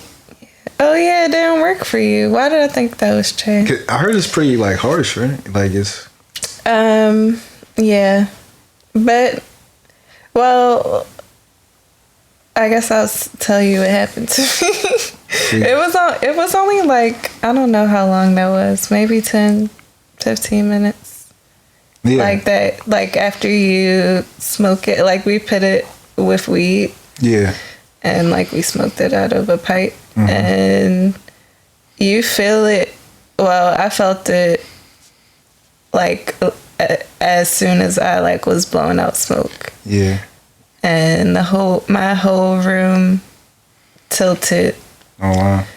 and like I don't know if I closed my eyes or if my eyes were closed, but I had like a vision of like I was in space, and it was like on a grid, and I could see this head, and the head was like talking and like saying this like loud chant that was, I was like getting closer and closer to a head that was like chanting these words. Do you remember the And- words at all?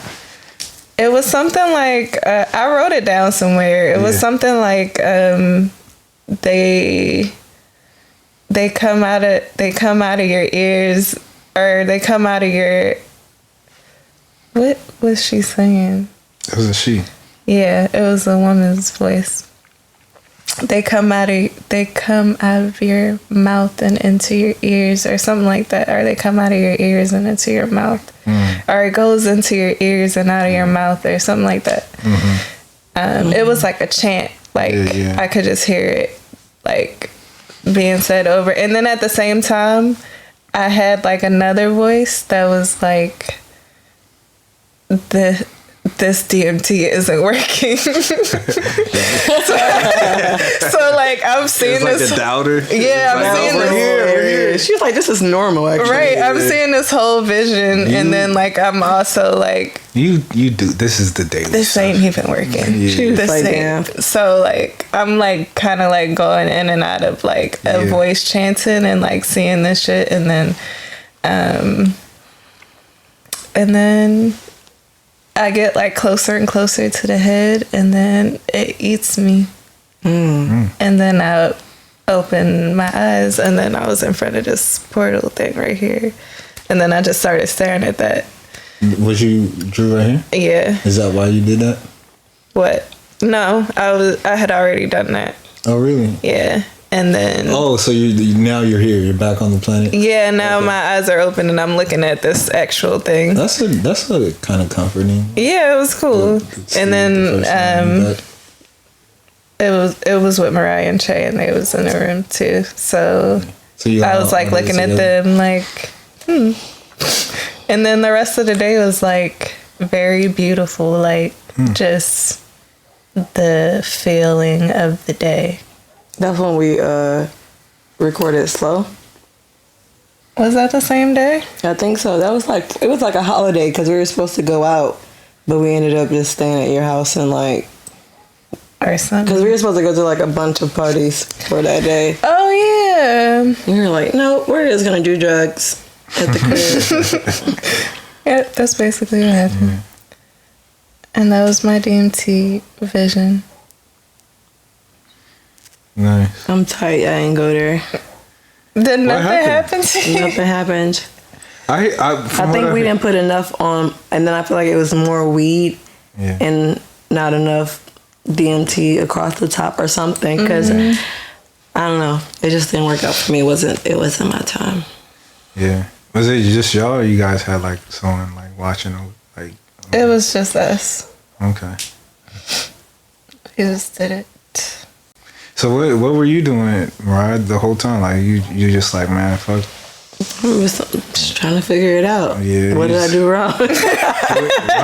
What? Yeah, like wait, don't. I looked look at them out. like, okay, well, maybe let me close my eyes and try to summon something. But no, I feel like for a moment my legs felt like they were numb, or like I couldn't feel my legs or a part of my body. And it was just like that, like, I don't know. I didn't go into anything deep. Yeah. But I feel like I felt something because I took a little bit. I don't know if but I you're don't think it supposed was to like close your eyes or if I don't know, because I don't even know if my eyes was open. Yeah. That's how crazy it was. It sounds like you broke through. I mean, Yeah, yeah. But I mean, maybe you gotta close your eyes next time. Damn, next time. is there gonna be? But next I don't time? know if my eyes Yeah, was it will closed be. or not. Has to be. Yeah. We got to experience together, and that didn't count because I didn't go. You got left I behind. got left behind. She was still there. You was still there though. Still hanging around. Couldn't get in the club.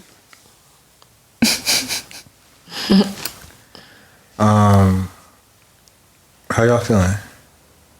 I'm kind of getting hot. Like my back is. It's a little toasty in here, right? I have an AC, but it would be. It might be it would clunky. be loud as fuck. Yeah. How you feeling, Mariah? Feel good. And you not hot? I got a long sleeve shirt on too, and sweatpants. That's crazy. I don't even have pants on. I'm cool. I'm actually the perfect temperature. It was hot before. It might have been because I'm nervous or something. Maybe I'm nervous Okay.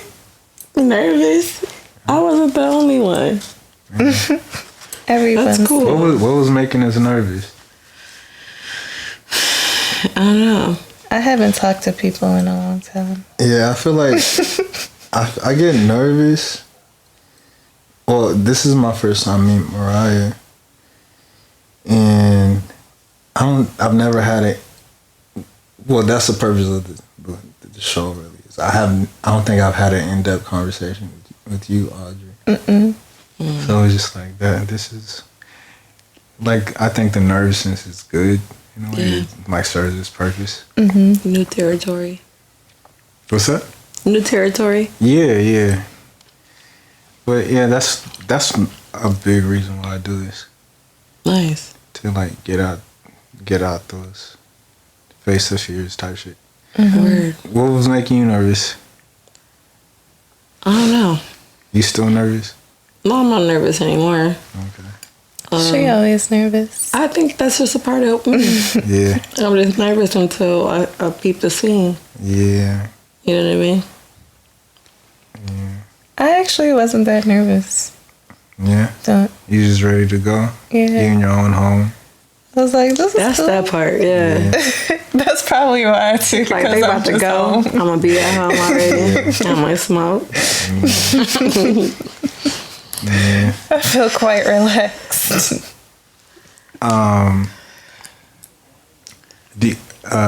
You guys still making music or no? Do we still make music? Are you all still making music?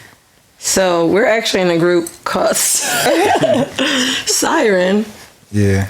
You know, and we haven't made music in a little bit. Actually, I think we've been focusing on like the music that we have and how to release and market, promote things that we already have. We have an EP coming out soon. Yeah, but it's just not out yet. And we don't know when it's coming out, so it's probably just gonna be like, bam. Yeah. Boom. Beyonce drop. I'm just kidding. I'm just kidding. I'm just kidding. Yeah. They like Siren who? I haven't made music in a minute though. Yeah. Yeah. I just be practicing. That's fine. Yeah. What do you think both of you need to like live? You know what I mean? Like to like breathe. Is there anything like in particular? Like what do you think you need to be doing?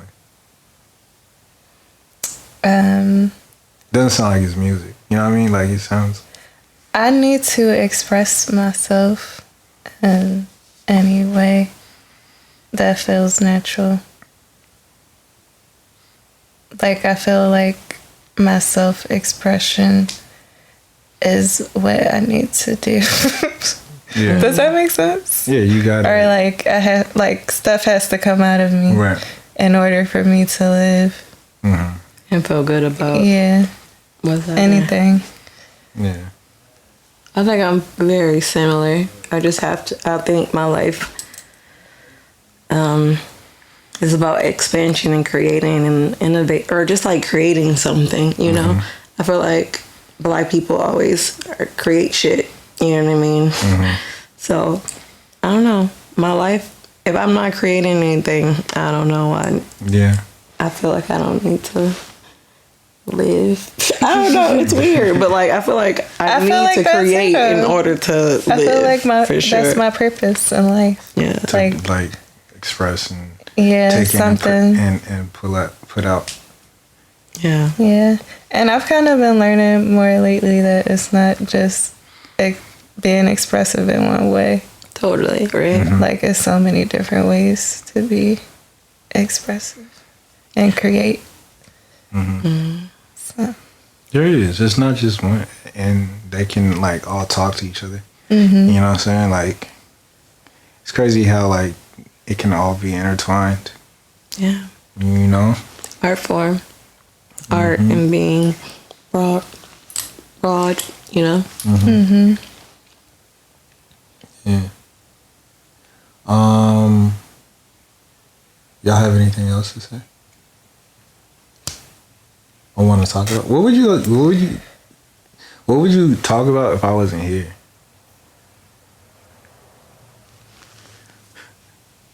Probably music. Yeah. Or I don't know. What's that? I don't know. Probably, yeah, you're right. Maybe music. Creating music. And what we want to sound like, what we want to do. You know? Or like, what's other conversations we be having? I feel like we'll never get the truth. We'll never get it. Yeah. I don't know. You can't talk about what you would talk about. Life is happening. True. Yo, it's so many. I don't know. There's just so much going on. Like, do y'all feel like y'all been on social media a lot, or have you been like taking your break from social media since things have been? I still be on there, but I can't stay on there as long as I used to. Like, I can only do like 3 scrolls down, and then I'm done. Like 3? Yeah. I don't even go down my timeline. Sometimes, like, I can not be on Instagram for days, and it's crazy because I can just sit my phone down and just forget about my phone. Yeah, I be doing that too now. And it used to not be like that. Yeah, like, right. Yeah. I'm just. It's too much. It's too much. She was talking too much. It's way too much. It's so noisy. And everybody's screaming. So loud. Yeah. But that's another reason why a lot of people. It's not the reason why a lot of people. It's not the reason why a lot of people, but it can contribute to why people are just not connecting with themselves because they're so attached to the world and what's going on in every minute and every second. Yeah. I don't really, like, I love my people and I love all people, but like, I don't really need to see what this person is doing. Right. Yeah. And that's how I feel about it. But I feel it when people care to be intertwined with what's going on in the world, but it's just not something that I've really ever connected to. Yeah. Yeah. I feel like that too. Yeah. You just too into people's shit, yo. Like I don't think I need to know what's going on. Yeah, but then there's some things, it's just not natural, I feel like. Yeah. You know what I'm saying? Like I just like we do not need to be taking in this much information every day. Like someone every minute. Like right. Like someone I knew 10 years ago.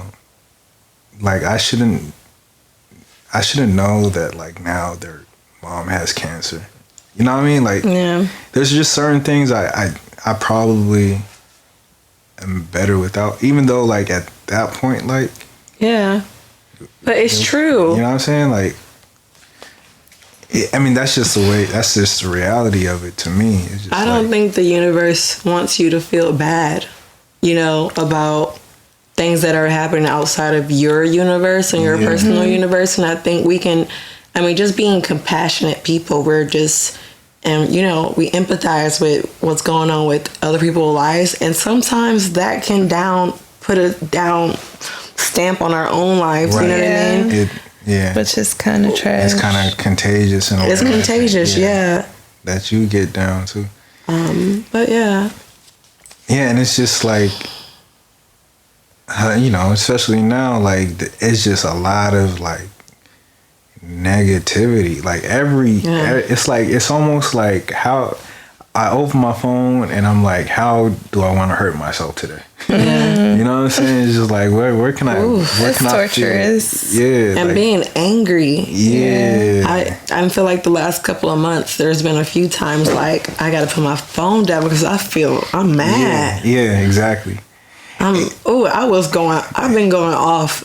I'm still fighting my way back. Like I'm closer to alignment than a lot of times, but I still been going off on shit that I'm like, damn. I be going back like, damn. I wish I just stayed out of it. Because like somebody posted something about like some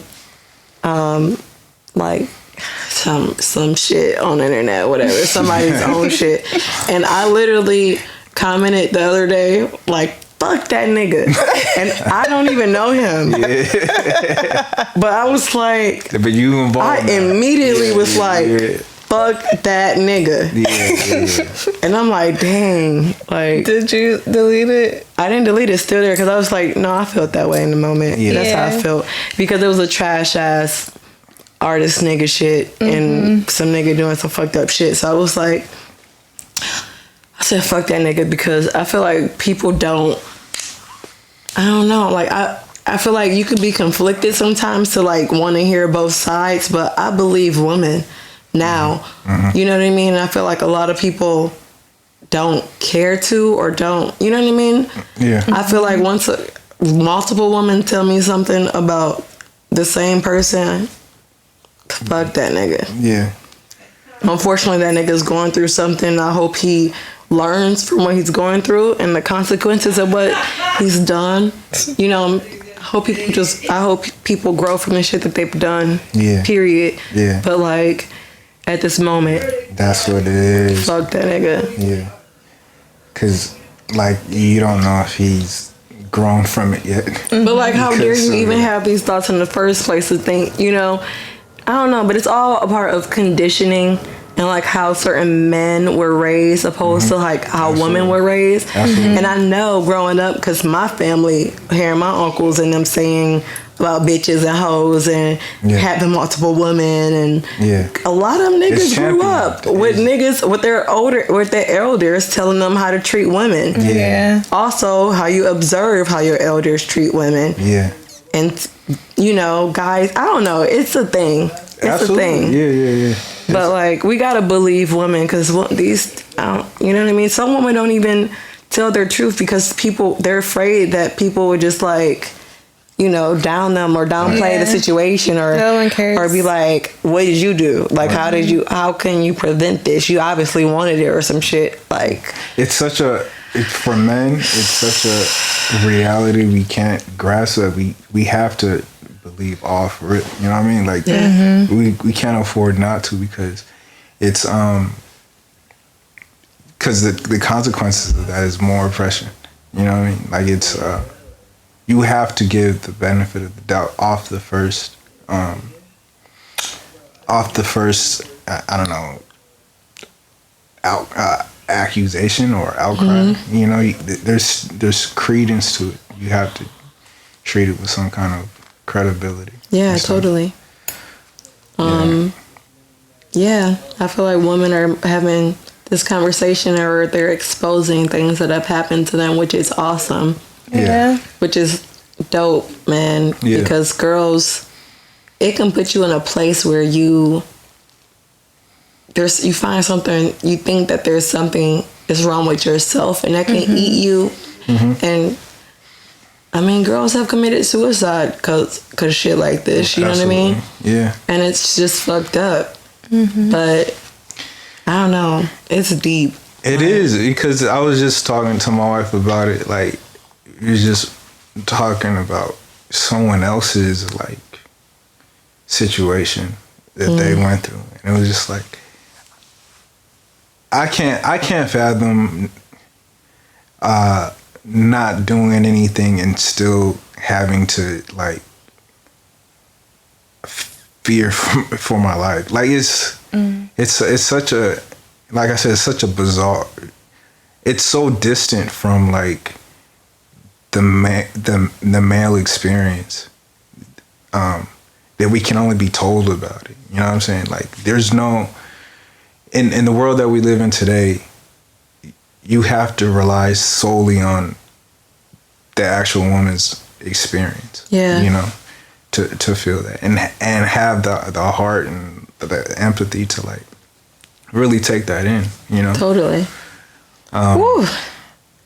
And it's, you know, we was talking about, you know, people's growth. Some men take longer than others, but I don't think that's an excuse. You know what I'm saying? Like, especially now, like, with everything surfacing and women having more confidence and more solidarity to, you know, speak their truth. I think that should be met with open ears and open hearts and stuff, you know, a willingness to change and like accept. I myself, every man has failed women at some point. You know what I mean? Like, we've all could have. There's always a situation where we could have done better. You know what I'm saying? Why do you feel that guys make a lot of these mistakes? Why? I think. Is it out of curiosity? Oh, well, what mistakes are you alluding to? Well, just how far you can take things. Oh, like what, like intimately, like sexual. Intimately, also like, I mean, with infidelity, do you feel like it's guys thinking like, I wonder how far I can take this, or I wonder, you know, I'm just. It's an abuse of power. I think at the end of it, at the root of it, I think.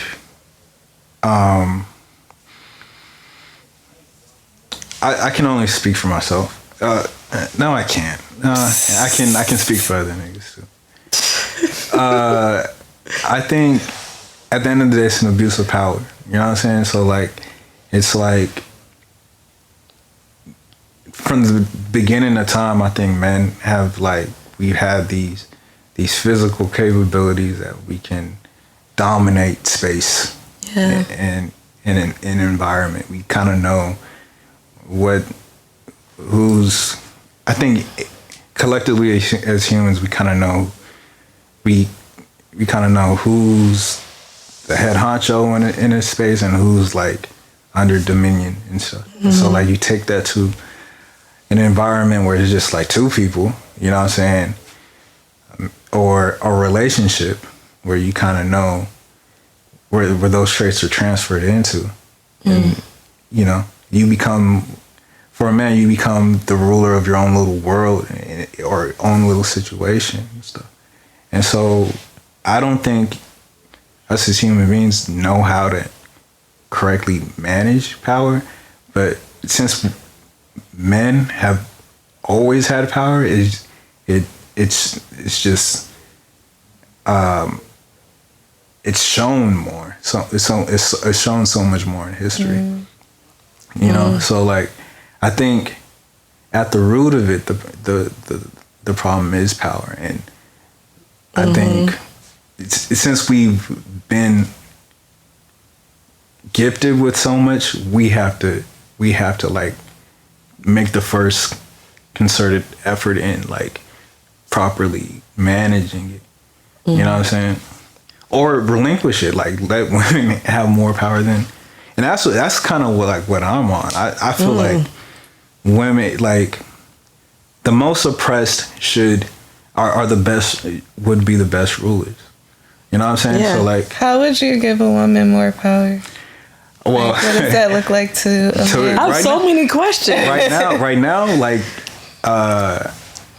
just a quick fix. I would say women should all be able to carry guns. You know, that's my part. I've been talking about that lately. You like offer like in the gun range. Yeah, like I feel like women, especially like every woman should have a concealed carry. Yep. Permit. Period. You go to a bar, you should be the only. I think it evens the playing. Yeah, right. It evens the playing field if men don't have a gun and women do, and that's a crazy concept, right? Like, that is a crazy. But I think it's necessary at this point. Right, and I think we fucked up so much with power that it's just like, all right, it's not. We gotta let it go. You know what I'm saying? Like, I have another question. Yes. When did you figure out that you were ready to be married and like, you know, carry on with one soulmate, and you know what I mean? Like, how old were you when you figured out that you just wanted to be like with one person, and what was that process for you?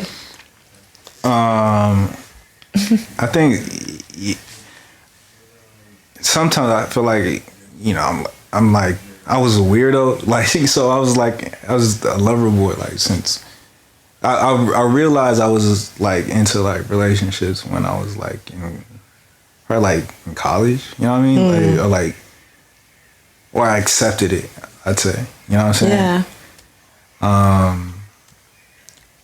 Because mainly just because I was like, I don't need too many people in my life. You know what I'm saying? So like when I get into into a situation with somebody, it's not a codependence thing, but it's just like I make efforts in being comfortable, and I don't want that to like go away in a way. You know what I'm saying? So like, and I just accepted that like kind of early.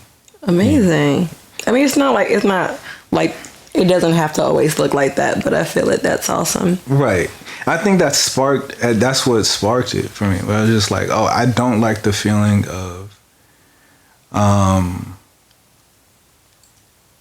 it's just stressful having multiple women. You know what I mean? To me, like, it was just like, I don't even see how niggas be doing it. It's really stressful. I'm just like, I don't.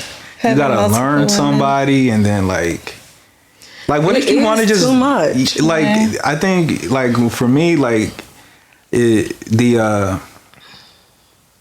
what I've always been like most, where I'm a sucker is when is how much I can like talk to you. You know what I'm saying? Like how much information I can divulge to you. You know, as you know, that's my form of intimacy. Yeah. So like, you can't do that with like a Monday, Tuesday, Wednesday. You know what I mean? Yeah. Like it's just it was so foreign to me. I was just like, you know. It's crazy that some people will use that same thing and justify why they like talking to multiple people. You know what I mean? And use that same justification. Yeah, like I like to talk to people about, you know, and also talk about those same things to multiple people to get different perspectives. And it might be like, be like a drug to like talk to, you know what I mean? Yeah, addiction. It might be addicting. Yeah. That's how I feel. Yeah. So then when I met my wife in 2010. Oh, wow. What? Yeah, in college. And I just liked our rhythm. Where'd you go to school? Cal Poly Pomona. Okay. Yeah. And were you both from California? Yeah, yeah. Oh, nice. Yeah. So, like, she was like quick-mouthed and like, I was like, oh, that's so cute. This is fun. And then, how long were you guys dating before you like got engaged and all? What's that? We were, I'd say, off and on from like 2010 to like when we graduated, like 2013. And then from there, we were just on and we got married. Audrey was at my wedding. Oh my God, so cute. It was beautiful. When was it? It was November 2nd, 2019. Oh, last year. Yeah. How did you feel on your wedding day? Like, what was that? Bro, I've never cried so much in public. Wow. I was a mess. They had a whole wedding week. Like, yeah, it was crazy. It was like 3 days. What? That's so cool. Festival. Damn. But yeah, I was a mess. I didn't know I didn't know I can cry that much. When was the first time you cried on your wedding day? Before, when you woke up? Nah, it was like, you know what started this shit? What fucked me up? It was my niggas in the groomsmen room or whatever. The groomsmen? Yeah. They had like all lined up and it was just like saying all the gushy like niggas don't really right, but that was the like, day. And I'm just like I think I've always been kind of like sensitive, and so I always withdrawn because of that. You know what I'm saying? So it's like to have to like face it was like with your niggas. Yeah, that's it's just like. Was they crying too? Yeah. Oh, yeah, that's so beautiful. You just you know, you didn't know how much like you impact each other's lives and stuff until like you take a moment for gratitude. You know? Yeah. That's crazy. Beautiful. Nice. But like, and they got like the cinematographer got it on like they recorded something. So you got the memory. Yeah, I don't really go back to it. You ain't ready to cry. You're not trying to see it. You know what the craziest thing about it? Like, so like the wedding day was like, that Saturday was like one of like probably like the most, like it really is like one of the happiest days of your life. But like also, I don't know if I'm weird for this, but it was like, damn, this is really sad too, because it's like a precipice of like joy, but then like, you know, there's a coming down point. Like, say like something terrible happens, and like saying one of my niggas, like, you know, God forbid, pass on or something. That day automatically becomes really sad. You know what I mean? It's just like, I don't know. I always like kind of like, I think it's what's the word for it when you kind of like don't get too excited and you don't get like stoicism. Content. Yeah, it's like the principles of stoicism, where like you that I practice naturally, I guess. I don't know, but like. Don't get yourself too excited. Yeah, but like I just couldn't. You stay in the middle, like. Yeah, and that day I just couldn't like. There was just so much joy. You let loose. Yeah, it was just like, damn, this is gonna hurt later. You know what I'm saying? But yeah, it was definitely like one of the best days of my life. It was the best day of my life. That's so beautiful. Yeah. I love hearing about love and like, you know what I mean? Yeah. Because I feel like being in LA, just not being from here and being the age that we are. Yeah. And like, I'm in a relationship, Audrey's in a relationship, but we're the only two that I know, like, close to me that is in a relationship. And so I know so many stories about, like, all my friends tell me about, like, their dating experiences and like, how it's just so hard to date in LA and, like, you know what I mean? Yeah. I don't know. Yeah. It's crazy. Yeah. So I be feeling like, damn, what's the future gonna look like for like, you know, marriage and shit, you know what I mean? Nah, I feel like I was telling my wife the other day, I feel like being married just like, especially as a man and especially right now, makes me feel more human. Like I have space to be. I'm always gonna be an advocate for like relationships, even some like my niggas. Yeah, it's just like because it leaves space for you to like really, like you don't have to like it's almost animalistic to like try to be appealing to opposite sex or like what you're into. You know, you're like trying to do these weird things to be attractive and stuff. But like once you get rid of that, you can almost settle down and be more human. And so like you can empathize a lot more. You can like see where other people are coming from and hear other people's struggles and kind of like, you see, you know, feel it a little bit more. Just everything just becomes a little bit more sensitive, a little bit more clear. You know what I mean? Yeah. And it's a drug in itself. It's like, you know, you smoke you take an edible and you can feel music in your blood and stuff. You know what I'm saying? That's what I feel like.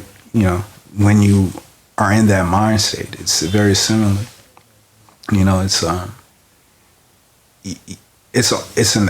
evolutionary phase. You know, when it's done in the right way. I mean, not the right way, but like in a positive way, I guess. Yeah. You know, because you can be in some shitty relationships too. Have you ever had to check one of your niggas because of how they treated someone of the opposite sex or a situation that they might have been accused of or something that you just seen because you obviously you're friends and close? Yeah, you know what I mean? For grave, I've never been in like a grave situation where I had to check one of my, like, thankfully, nice. It hasn't been, but then there's like levels to it, you know what I mean? Association, people that you know. Or even just like mannerism, like slight mannerisms, where it's just like, where you just like cracks in the door where you know how they really feel about something. And that's something, to be honest, that's something I'm working on. Like, mustering up the courage to be like, that's crazy. Like, that's not the way. You know what I mean? Like, that's something you need to tap.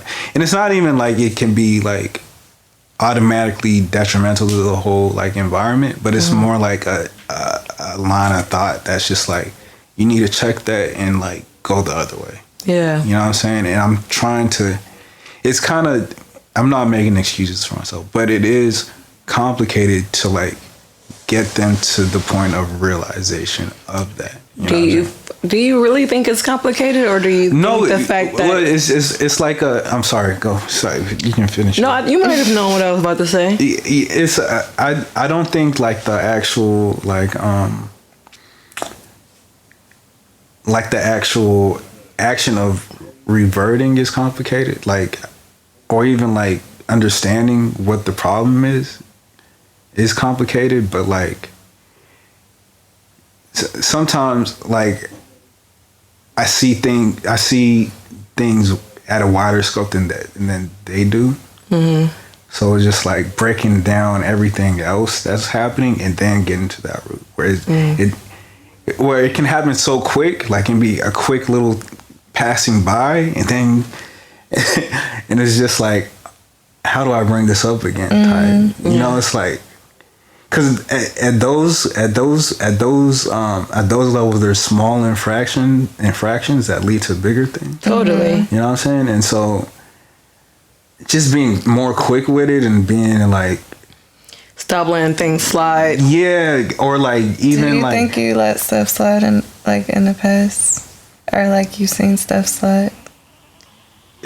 Or do guys just let things? Is it like a common condition for men to let things slide with their friends in particular? I think so. Yeah, I mean that's how we got here. Really, I think not everybody in, say, a given crew is relentless. Nigga, you know what I'm saying? Like, yeah. I think there's always somebody that's just like, this is crazy. Yeah. But then, there's always like repercussions are kind of like they're associated with violence, you know. So it's like if I say something, I'm excluded from the pack. You know yeah, right. Yeah, it's like a guy code. Yeah, and like why a guy code was even created in the first place. It's sick. Yeah, it's a crazy. It's an abuse of power. Yeah, it is. It's an abuse of power. Okay, you heard it here first. That's another first. Yeah. In the conversations, people, you know, it's a conversation starter. Yeah, for sure. Yeah. I think me and my girls talk about it more. About, you think guys be checking each other? Like, that's a question.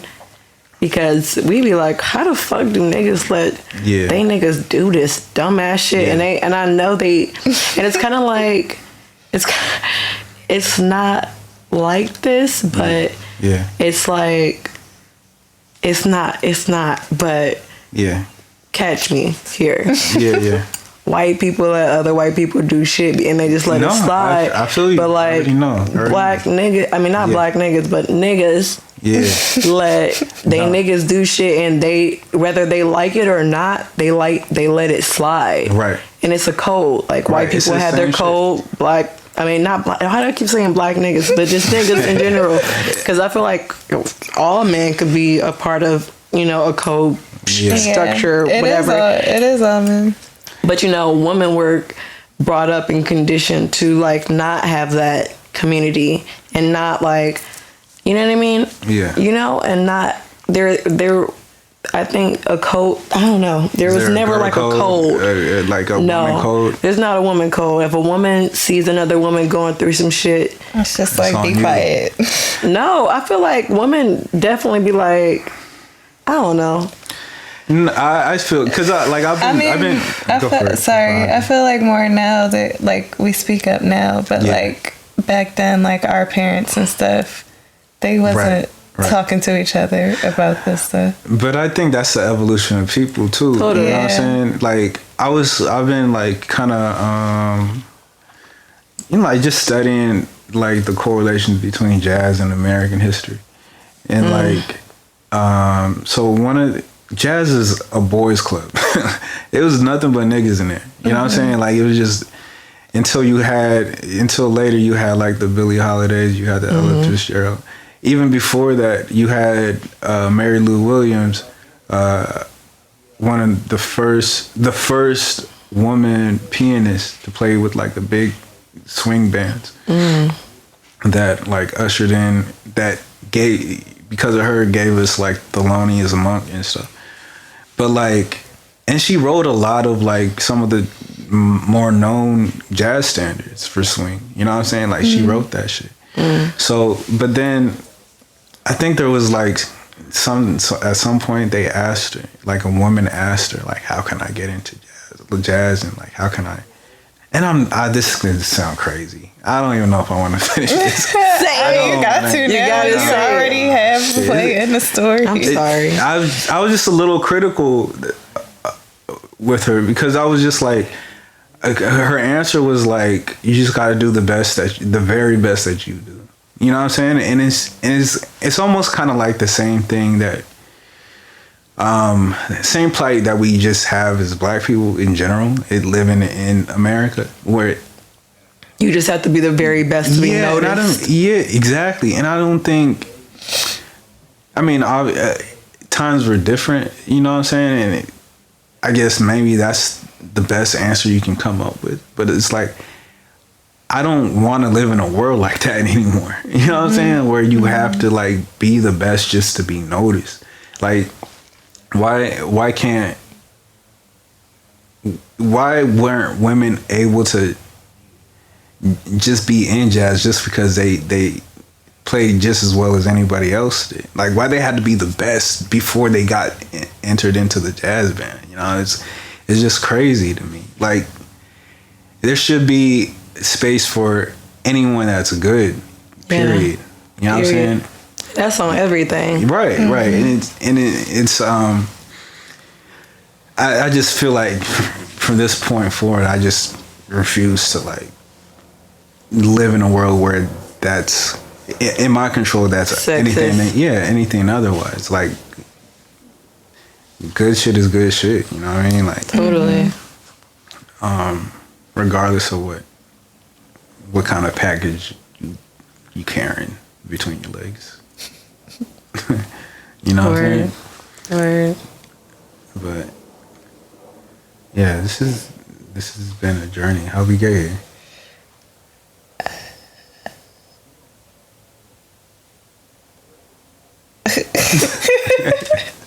I'm like literally trying to remember what was the first question. Are there any what else do you guys like speak on, like keeping niggas accountable and stuff? Totally. Yeah, actually, I was just talking about I was talking a little yesterday with Swarvy, and what was y'all talking about? we were talking about just like how you were saying, like the evolution of like just responses. Like, our parents were probably responding to things differently. I remember like I was saying like the first time. What did you imagine the club was before you went to an actual club? I've kind of known what it was from a young age. Yeah. Yeah, because in Baltimore they got like kiddie clubs. Oh yeah. And it's literally the club. It's just kids in there. Yeah. You been to a kiddie club? Yeah. Yeah. Like a teen club. Yeah. So that's what I thought the club was. I was like, oh, this is a club, but you older. Yeah. And you get to drink. Yeah. And you get to drink there? Damn. You was grown.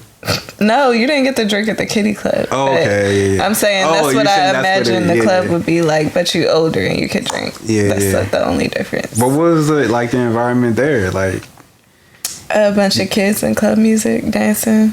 Grind. Oh my God. It was that's what I was about to say. Yeah. So like, I remember like when I first went to an of age, like I turned 18, right? You know, we went to like an 18 and over situation.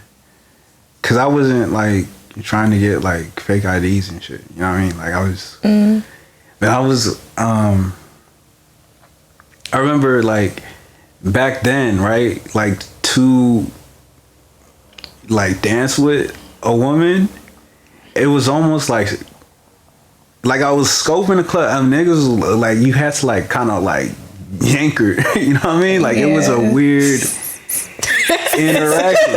It was wait, what? I am dead. That's hilarious. You know what I'm saying? But like, you had to like and it's You and just pulled on her belt loop or something. Exactly. I don't know if it's just that shit is still prevalent today, but like I remember that shit was jolting to me because it was just like, damn, this is what, it's crazy because the reward system built behind that was that's how you actually got. That was the intro. You know what I'm saying? And both men and women in that environment alike were like adhered to it. You know what I mean? Like even women were like, all right, yeah, this is all right. Let's go. You know what I'm saying? Cool.